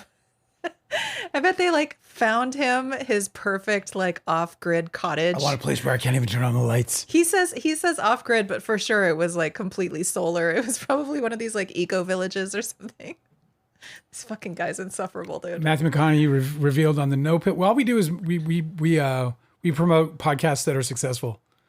Matthew McConaughey revealed on the No Magic Pill podcast that he once exiled himself from Hollywood and lived without electricity for 22 days in Peru when the pressures of early fame became too much for him to handle. He exclusively went by Mateo during this period as to further disassociate himself from his celebrity status. I needed to get my feet on the ground, McConaughey said. So I click out, boom, go to Peru. It never worked. He never got his feet on the ground. I needed to find it to check the validation. What does that even mean? To check the validation? I don't know, man. See, it's like I knew I had it. I just had to go prove it again. But I did question now that I just got famous. I've got all this affiliation for this. I got all this affiliation for this and that and the other. And I'm trying to decipher which part's real, which part's bullshit. So he's like, Looks like he never so I found went and out. sat in the dark like Buddha did. The first 12 days of McConaughey's pilgrimage were wonky, but the back half proved enlightening for him. He explained, I was now at the place long enough to go, I could live this. This could be my existence. As soon as you go, I could do this. Like, then you're like, well, I can return home. I needed to meet people who knew me as Mateo McConaughey. Oh my God. McConaughey. Yeah. I just got to tell you guys, like, after living in Los Angeles for 20 years, there's a certain type of actor who is this way, and he just happened to be really successful and rich, so he could actually like live out his weirdo dreams. But there's it's this specific type of like hippie actor type who sees like the journey of them being an actor or their proximity to celebrity is like being this like strange transcendental fucking road trip that they can just navigate by being groovy. I just love these people. They're so such head cases. Yeah, well, this is the best part. I think he said he went on to say in the podcast, fucking weirdo, that shit. I needed to meet people who knew me as Mateo. Stupid. And at the end of the 22 days, the tears in their eyes and the tears in my eyes and the hugs we had on the sadness and happiness of saying goodbye were all based off the man they met and named Mateo, who had nothing to do with celebrity. It reaffirmed my own identity that, I still got it. This is based on me. So he's saying that celebrity, being a celebrity, like one-shotted his brain, and he had to go and like completely unplug in order to try and readjust, but it never worked. Oh man. I mean, listen, I don't know how people deal with celebrity. I'm sure it's like a real mind fuck, and I think that this is just evidence of it. Because I can't imagine not being a nobody and then being somebody everybody recognizes. That's got to be Like, so insane. where you can't go anywhere. Yes, I also would. Leo said some gnarly shit, dude. Like, I'm not going to say what he said specifically, but he said some gnarly shit about people, about humanity. The people were like trying to clamor and like grab He his just hair like and the way stuff. he described what he has to go through. Yeah. Like, people see him now where he's like this and all this other stuff. Like, he went through some shit. Yeah, I bet. Like, there were like, I Being fucking like a global loathe that human. superstar I when loathe that human being. He was like 21 when he became a global superstar, right? And it was like Beatles, Michael Jackson. That's crazy. Like, it was that level. That's got to fuck with you forever. It did. It did. I mean, he's talked about how he would never regret it. That he'd never regret it, that he loves it, and that he's, you know. Maybe he should go on a fucking Peruvian walkabout and like find himself. Mateo. Mateo. From Matthew to Mateo just My got favorite me. part about it is that he's saying this without like, he's not even critical of himself when he says it. Like there, at no point in the interview is he like, no, I know this sounds really crazy. I know it sounds like I'm such a fucking airhead when I say this, but By the way, I'm just going to point this out. Cosmic Urgency hasn't come back to this live since the case ended. He might have been a closeted all about the case. and he just hated it the whole time. He pretended. Yeah. And he was just like being a disruptor because like he literally has not. What a weirdo. He hasn't been here in a week and a half. Well, I hope he's okay. Oh, me too. I did think about that, but then I was like, don't be arrogant, Dale. He's living his life. I got a couple more interesting things for you. What? An ancient Egyptian mummy, over 2,000 years old, was uncovered, and he was found. This is the first time ever that he was found with a copy of the Iliad. Isn't that cool? No way. Yeah, dude. No, I'm making it up. I woke up this morning and I was like, I'm gonna get her good this time. He was buried with his favorite book. Archaeologists working in Egypt have discovered a remarkable combination of Homeric epic and Homeric. Egyptian Yeah. epic and Egyptian ritual. A That's 2,000-year-old so dope. mummy with a papyrus fragment of the Iliad sealed in a clay packet outside its wrappings. No way. It's the first time that a literary work has been found playing a functional spiritual role in the mummification process, and it suggests that for a Roman era Egyptian, the Iliad, specifically some lines from Book 2's catalog of ships, was perhaps as crucial for navigating the afterlife as a magical spell. Brilliant. Now I want to read the Iliad. The find is incredibly significant, primarily for the discovery of such a papyrus with Greek literary text I think in it's its pronounced original papyrus. context. Papyrus? Mm-hmm. Yeah. What did I call it? Papyrus? Did I? No. What did I call it? Doesn't matter. Papyrus. Listen, I'm fucking, you won't believe I'm a writer. Said this guy, he's an Egyptologist from the University of Chicago. We have evidence that such Greek literary texts could be used as magical amulets, and that Homer was frequently cited in such amulets, as well as in the large handbooks now known as the Greco-Egyptian formularies. The new find directly supports that indirect knowledge. Is a non-royal male unearthed by the mission of the University of Barcelona at a burial site known as the... I'm not going to be able to say that. Isn't that cool as fuck? Yep. Anyway. So, if you're going to get cremated, or maybe you want to take that text with you. Maybe there was something to it. What book would you want to be buried with in your ancient Egyptian tomb? I don't fucking know. Not too real Hollywood memoir. Definitely not. No. I hope I write another book. I'm trying to. I just have so much time issues. It's ridiculous. I really want to make this fucking podcast work. And that takes up a lot of my time. So there's that. There's the Survivor Grease story. Did you hear about this? This fucking guy, he lost his leg, part of his leg. Yes. So the show Survivor, they do Survivor in different countries, right? In different languages. Yep. And I feel like I knew this, but I forgot this. I want to see them all subtitled. I know, me too.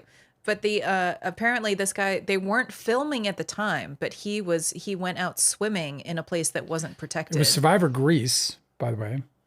Just yes, did I say you that said already? that. Oh. Yeah. And then so one of the contestants, apparently they weren't filming at the time, but one of the contestants went out into this area that wasn't protected, and he got run over by a jet ski. Yeah. And they had to amputate one of his legs, and apparently his like ankle is all fucked up on the other leg. Isn't that fucked up? So sad. So anyway, they canceled the whole season. Yeah. Now, I think it's strange that he was still a contestant. They said in the press release that it didn't happen while they were filming any of their show. So it seems strange that they would release the guy to go and do some dangerous thing while they're still filming. Doesn't that seem weird? Not the same producers. I don't know. Yeah. Who knows? I mean, it does seem weird. Yeah. I mean, look, it was a terrible accident. It wasn't obviously, it doesn't sound like he was, his negligence or anything, like he was the cause of the problem, or I don't know. Maybe he wasn't supposed to be swimming there. I have no idea. Yeah. I wonder if I think the person, it was either a boat or a jet ski. I can't remember, but I think that person was not supposed to be speeding where they were. Sad as fuck for that show and for that dude. But what, when I first read it, I was like, oh my God. Because I'd always wondered if that was ever going to happen on Survivor, if like something, bad was. And I know they got they're surrounded in Fiji. Like, there's no way that something really. No, there's a ton of protection. Yeah. But there's also you see them get on these boats, and then you see the drone shot of them like speeding to be relocated someplace, and they're really going fast. I'm surprised there hasn't been like a boat accident. Can Insanity. I read you a few things? You saved some stories, but I also saved some stories that I wanted to share with you. Can I just get my last one out then? I got two, actually. Just real quick ones. All right? Mm-hmm. And then I'm done. I'll shut up and I'll just listen to you the whole rest of the night. My second to last one is Colin Jost. Do you remember that Pete Hegseth, who is the Secretary of War here? Yeah. A fucking idiot. He's fucking So that guy, did you hear that he cited Tarantino's excerpt from the Bible that wasn't a real That's right. biblical verse? As biblical verse?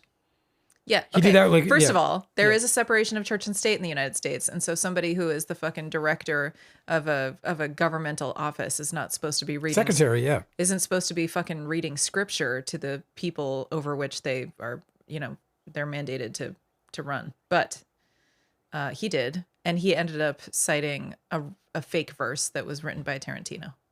Apparently believing it was a real verse in the Bible, which says so much about him. Such a bonehead. So apparently Colin Jost, who plays him on SNL, not my favorite bit, Right. But, I kind of grit through it. What do you say? He pitched it 2 weeks prior. No way. For a bit. Isn't that crazy? That must have been so surreal. 2 weeks. He pitched it in the writer's room. Yes. And they were like, no, that's too stupid. That would never happen. And that's exactly what happened. He was like, no one's going to get that. Nobody's going to get it. They were like, nah, we're not going to do that. So his idea got nixed.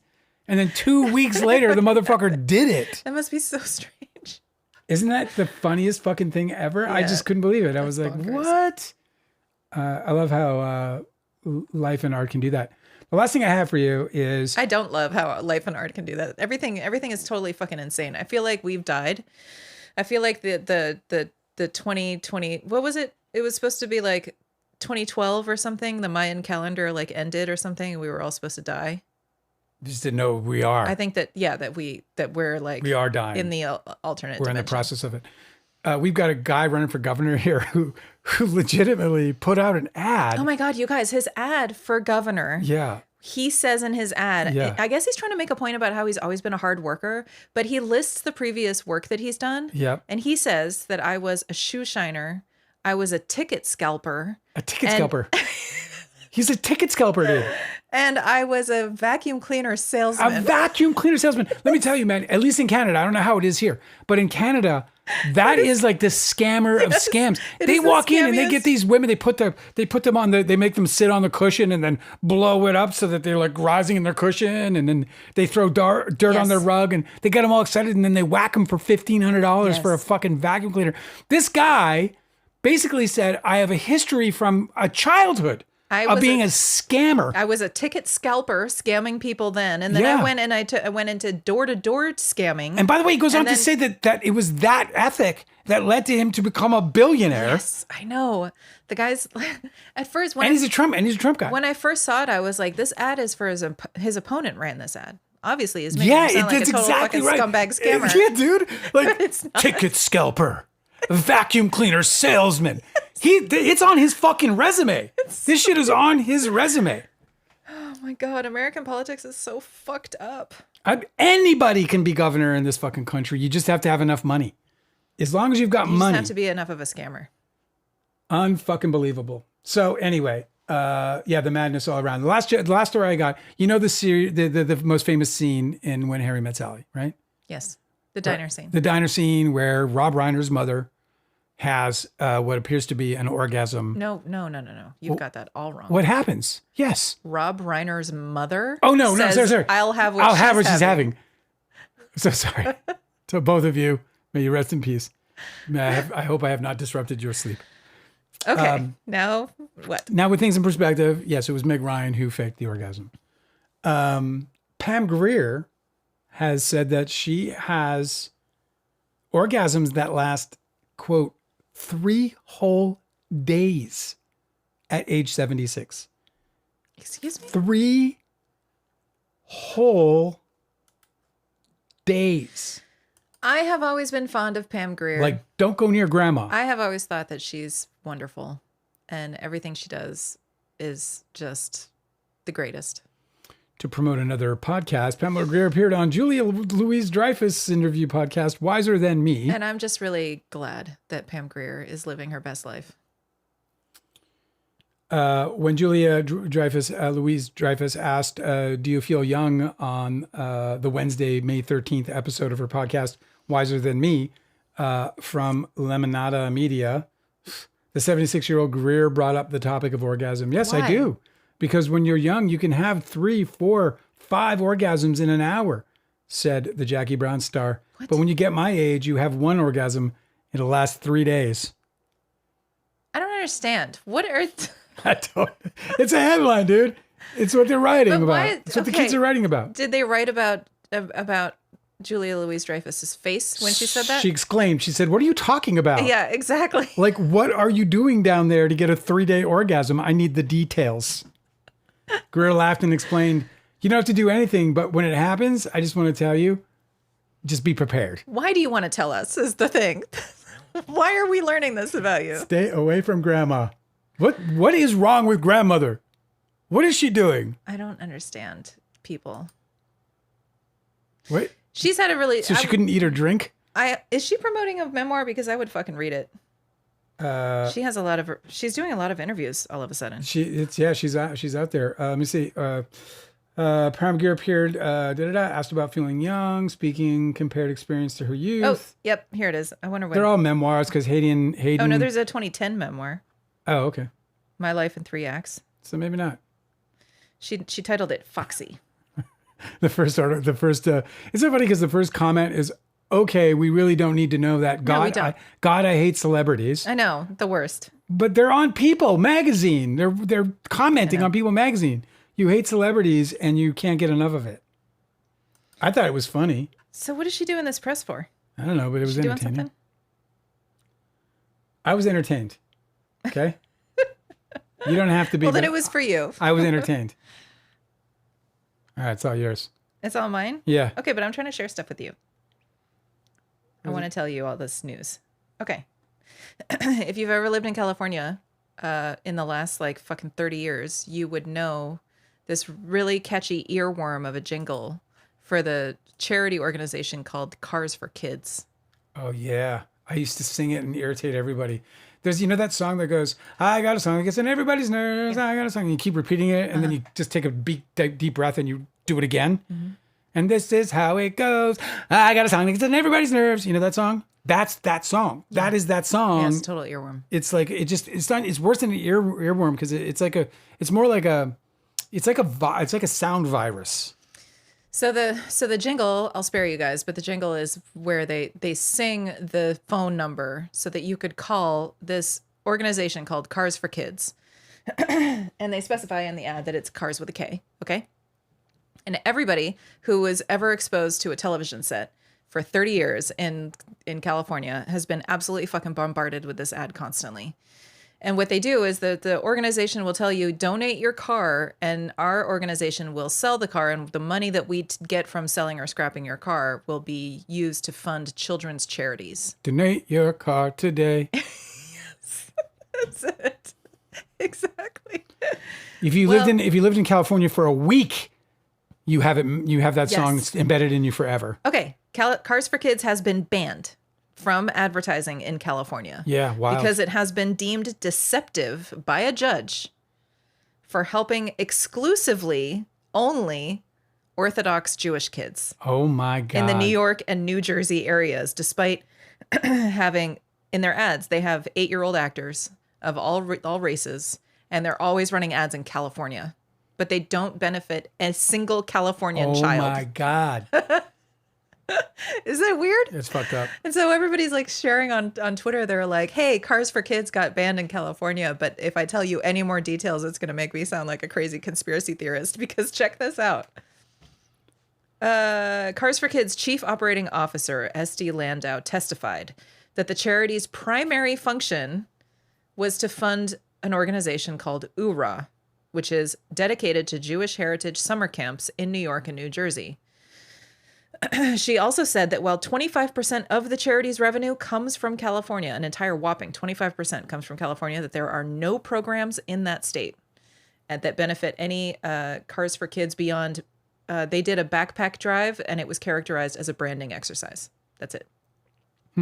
The kids in need aren't even really the target of the organization's financial efforts.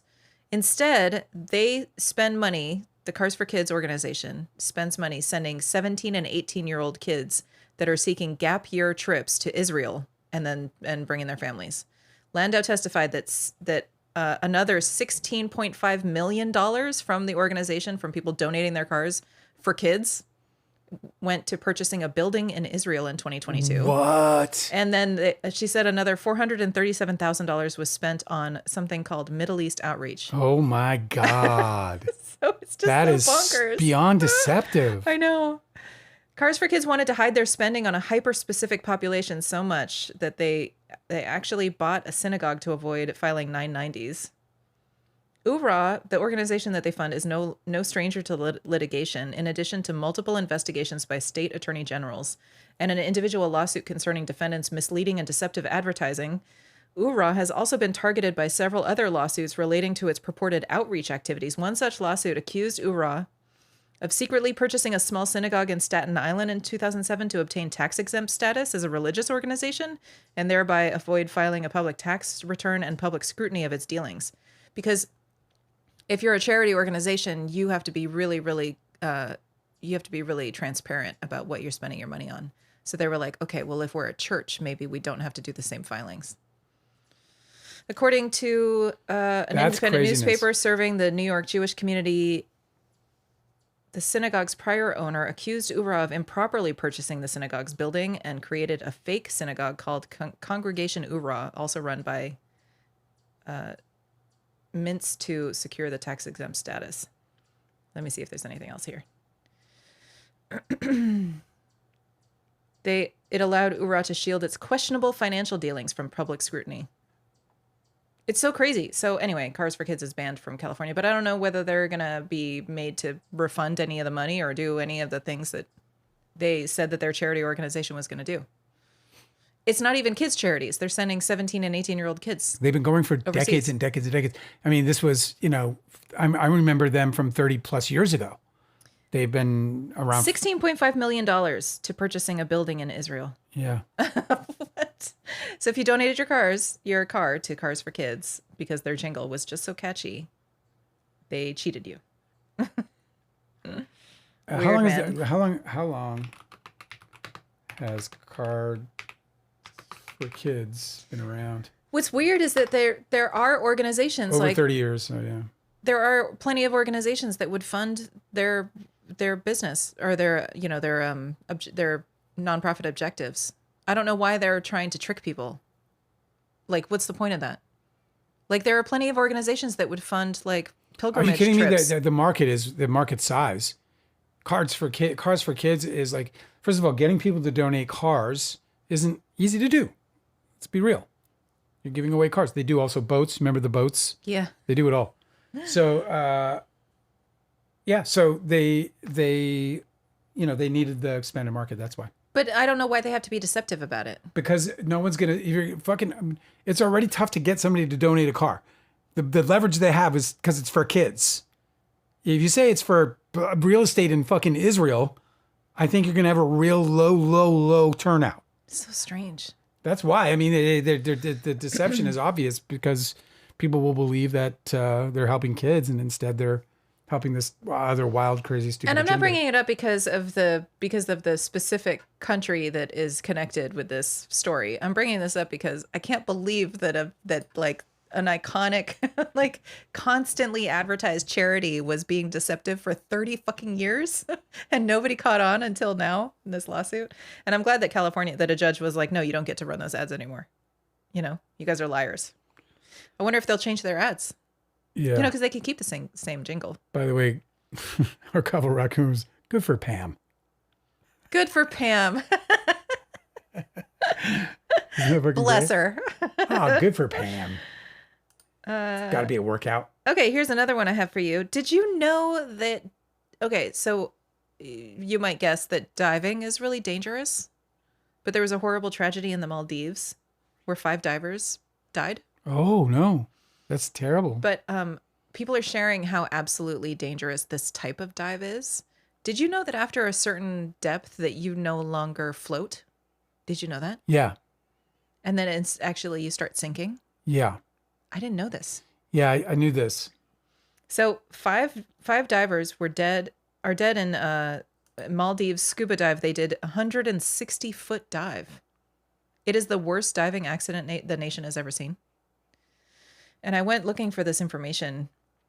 This person, thanks to Dorkburger84 for providing this context. Are you not even listening? I am so. Dork, whatever. Dorkburger84. Dorkburger84. So that's an extremely technically challenging, I'd say difficult... it's like, that name is appropriate for that year of birth. Yeah, for 84. Dorkburger is something somebody would say who was like in the 90s, young in the 90s. You Dorkburger. That's Baldoni's date of year of birth. Is it? Yeah. I love him.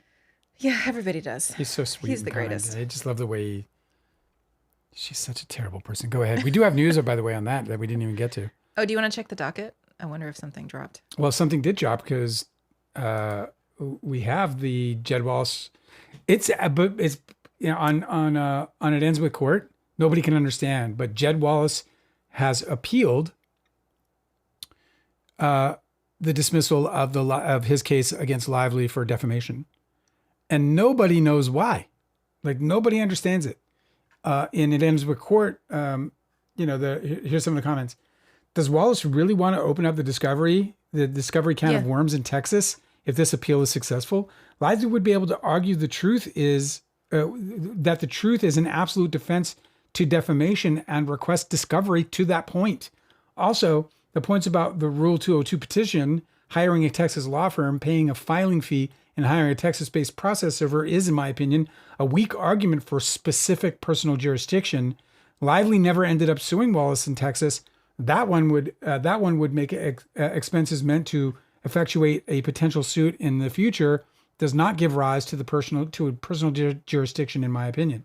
Yep. Additionally, she can get his ass in Texas for sure. Additionally, despite extensive discovery, Wallace cannot point to any statement that Lively made while in Texas that was defamatory, other than she did not retract or clarify her statements, which is a quote from the filing. Since silence can almost never be defamatory, along with the others, I just don't see the strategy here, says this person who sounds like they're legal-minded. So, yeah, it's a totally bizarre happening. Nobody knows why. None of our lawyers are here with us tonight. But, yeah, I have it here. It's a pretty beefy piece. It's got like 30 pages, 40 pages, 50 pages, 65 pages. Where'd you find it? I didn't see it on the docket. On It Ends with Court. It's on the docket. It's on Court Listener. Oh, yeah. Well, I know, but I'm only following the Lively Baldoni docket. Yeah. Okay. That's interesting. Should I read it? We could. Yeah. I mean, why don't you read it over the live, weekend? But I mean, yeah, read it over the weekend and see if there's something there. It's yeah, it's very interesting. And I too am baffled by it from a complete layman's perspective. Like, why the fuck would you do that? It makes no sense. But there you go. That's what you get. Well, did you want to hear about the diving problem? Yeah, sorry. This whole I don't know thing. how we got disturbed. Oh, that's right. Because you said something about that was 84. Yeah, Baldoni. Okay, yeah, go ahead. Yeah, so that's terrible. 5 people. Yes. They got pulled under. But I didn't realize how complicated it is to execute something like this. What do you mean by that? Well, so this person, Dorkburger 84. Right. Justin Said Baldoni's birthday. Said that's an extremely technically challenging, difficult, and dangerous dive that they did. In America, it would require at least 3 certifications that include trainings and timed retrainings to have more than a few minutes in the cave. I guess they were in a cave? I have to learn about this. Probably. They'd have to use heliox or some other engineered air source, needing another training for it. This was the kind of dive where death is always a real possibility. This person said you'd even need more than that. You need open water advanced, rescue, and for caves, it's like 3 more, I think, cavern certification, intro to caves, and full caves diver certification. It's scary what some instructors allow, or were these people alone? It's so weird. And this original guy said, yeah, I think you're right. It might be criminal. Someone asked, I guess they asked Claude AI, and they were talking about negative buoyancy. Fuck Claude. So this typically kicks in around 30 to 40 feet, 10 to 12 meters for most divers, though it depends on your body composition, your wetsuit thickness, and your gear. But here's what happens. A diver's buoyancy is controlled mainly by air in their lungs, a buoyancy compensator that they're wearing, and the wetsuit neoprene. As you descend, they call it Boyle's law, but it compresses all that air. So it's like the physics that act on you underwater with the water pressure. Okay. Mm-hmm. And at the surface, you might be neutrally or positively buoyant, but every 33 feet, every 10 meters of seawater adds another atmosphere of pressure, halving the air volume by 33 feet, cutting it to a third by 66 feet, and so on. So the wetsuit is a big one. Neoprene is full of nitrogen bubbles that give it buoyancy in the surface, but those bubbles compress with depth. Let's see. Here's more. Okay. So once you're past the equilibrium depth, where your remaining buoyant volume no longer offsets your body weight or your gear, gravity wins, and you sink faster the deeper you go. Isn't that scary? Terrible. Because the air keeps compressing. This is why divers add air to their equipment as they descend, and why an unconscious or incapacitated diver at depth does not float back up. At 160 feet, which apparently these people were, you're roughly 6 atmospheres of pressure, and without active buoyancy control, the water column is pulling you down and not pushing you up. Isn't that so wild? It's like this person says it's like a free diver has to actively kick down for the first 30 feet, but then they fall the rest of the way. Everything goes to astrology to me. I'm immediately thinking like, this is what Scorpio does. They go so deep that they don't have any buoyancy. There's no buoyancy left to get them back up. They just get sucked into the depths. It's so crazy. So I'm curious about whether this is like a legal problem. If they had instructors there and 5 people lost their lives, that's fucked. Madness. And I wonder if these 5 people are connected, or whether they're all like hobbyists, or whether they were all just like joined on a tour. We got another submarine implosion situation potentially. Serrato's on vacation next week. Oh, that's nice. So she said she'll see us afterwards. It's I want to know where Sarada is vacationing so that we can live vicariously through Sarada. I love that like Europeans and other international destinations, probably the same for New Zealand and for Australia. But I know this to be certain for many of the European countries. Like vacation time is like it's like mandated it in some places.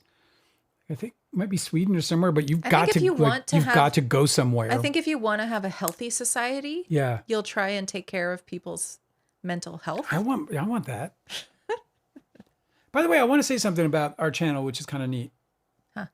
So yesterday, or not yesterday, but on Wednesday, we had about the same number of people as we have today. And we got 2 new followers. And that doesn't sound like a lot, but I just want to point out that counts. Huh? That counts.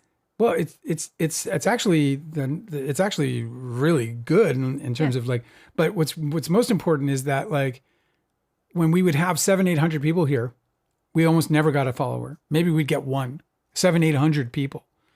And the reason is because the people we were attracting hated us or hated our opinion, right? And then, because they're like, the Baldoni fans are among the worst kinds of trolls the internet has. They're venomous. They're venomous people filled with vitriol. And so I just want, just to point out that like, the smaller community is probably stronger for us in terms of our early growth than, rushing into a wildfire with absolute fucking madness all around us, Monday would have been the start of the trial, right? Monday would have been the start of the trial. I wonder what all of the Baldoni fan pages... We talked about Mercury conjoining I know. Uranus. We were like, this is breakthrough. Would have been interesting. Yeah. I wonder what all the Baldoni fan content creators are going to do with their time. Wah, wah. Wah, fucking wah. What are you going to do? All right. Fell Bombing's here. Said Jed is drunk on his own ego. Must be, right? And or the perception that Lively lost. What an idiot. Yeah, he probably has a perception that Lively lost. And while she didn't technically lose, it's not hard for somebody to feel like she did. I don't understand how somebody who lies through their whole deposition saying, I didn't do anything and I don't know anything, why they would continue to try to fight legally. Like, it seems like a person who would lie through their whole deposition would take the very first opportunity to go and like slink back into the shadows. Why is he still trying to become relevant? And maybe he's trying to force a settlement. He wants to try to force a settlement out of her. It might be just a play to try to get money out of her, thinking he can probably force her into some kind of, because she wants to avoid the bad press or some stupid shit. But I think he might be in for a surprise. You know what I mean? Yeah. I don't really care because I fucking think that guy's just trash. He's a trash human being. That's not the way you make a living if you want respect. Yeah, he's a leech in society. He's a contaminant. He festers. I agree with you. He doesn't make anything grow. But that's just your opinion, and this is for entertainment purposes only. Well, Bombing said, I've been looking here this whole time. Oh, that's so nice to see you. I appreciate you, man. I hope I'm not forcing you to speak. If I might make me feel bad. But the chat is always better when you're in it. That's true. I can tell you that much. Your sense of humor is top shelf, I'll say. All right, guys. Well, that's today's program. What are we? What is this? It's too real. We're just being real. But those are fun stories, I thought. Oh, yeah, I thought so, too. I mean, except for, people dying and then another guy got shot by a racist and it wasn't like fun stories. I suppose fun is they were engaging stories, to use Fell Bombing's words. Imagine a guy whose life work seems to be destroying people online, pushing forward with a defamation suit. It really is the fucking wildest thing. I know, dude. It makes no sense. Like, why doesn't he just want to go back into hiding and continue to do his work that he gets paid super, super well for in secret? Really strange. So weird. Yeah, he's just such a decrepit. You would never hear from me again if I got out from underneath a lawsuit like this. Nobody would even. I would let everybody forget about me as fast as possible. I also think it's got to make you wonder about hiring him because Like Yeah. if you hire a guy, Now he's like trying to. but if you hire a guy and then he goes off and he sues the subject that you hired him for, making your discovery a part of his discovery is got to be like, Compromising the whole- like I'd be on the phone going, you're going to fucking drop that shit, dude. What about untraceable? Did you not fucking hear? I just think it's like bad for business. Like it's got to be bad for his business. I would imagine. I mean, you know, if you're in the market for having someone's reputation destroyed, are you sure you want to give it to somebody who's going to get into a litigation with them? Certainly not. If they find out that you hired them? Bad news, bears. I don't know what that means. It means underdog. I fucked that up. All right, listen, I got to go. I'm frying in the brain. You guys are lovely. It's great hanging out with you. Thank you for hanging out with us. It means so much. I hope you guys had fun or were engaged. And maybe on Monday there'll be happier stories. Engage with that new moon. Give it a shot, man. Think about it. It doesn't have to be much at all. You can think about like just like a small change in your life or something that you want to see happen between you and somebody else. Don't take risks. Yeah, don't take any risks because there is that like I'll moment, but it's nothing you have to really fear. I just think that, you know, it's this new moon is a beautiful moon. They don't come all the time. You don't always get new moons, and you know, they do. You get them once a year. But hey, engage with this one. This is a good new moon. All right, you guys, you're the best. We'll see you on Monday. All right, maybe Sunday. I don't know what's going on. We'll worry about Sunday when you'll hear from us one way or another. All right, guys. Good night. Good night.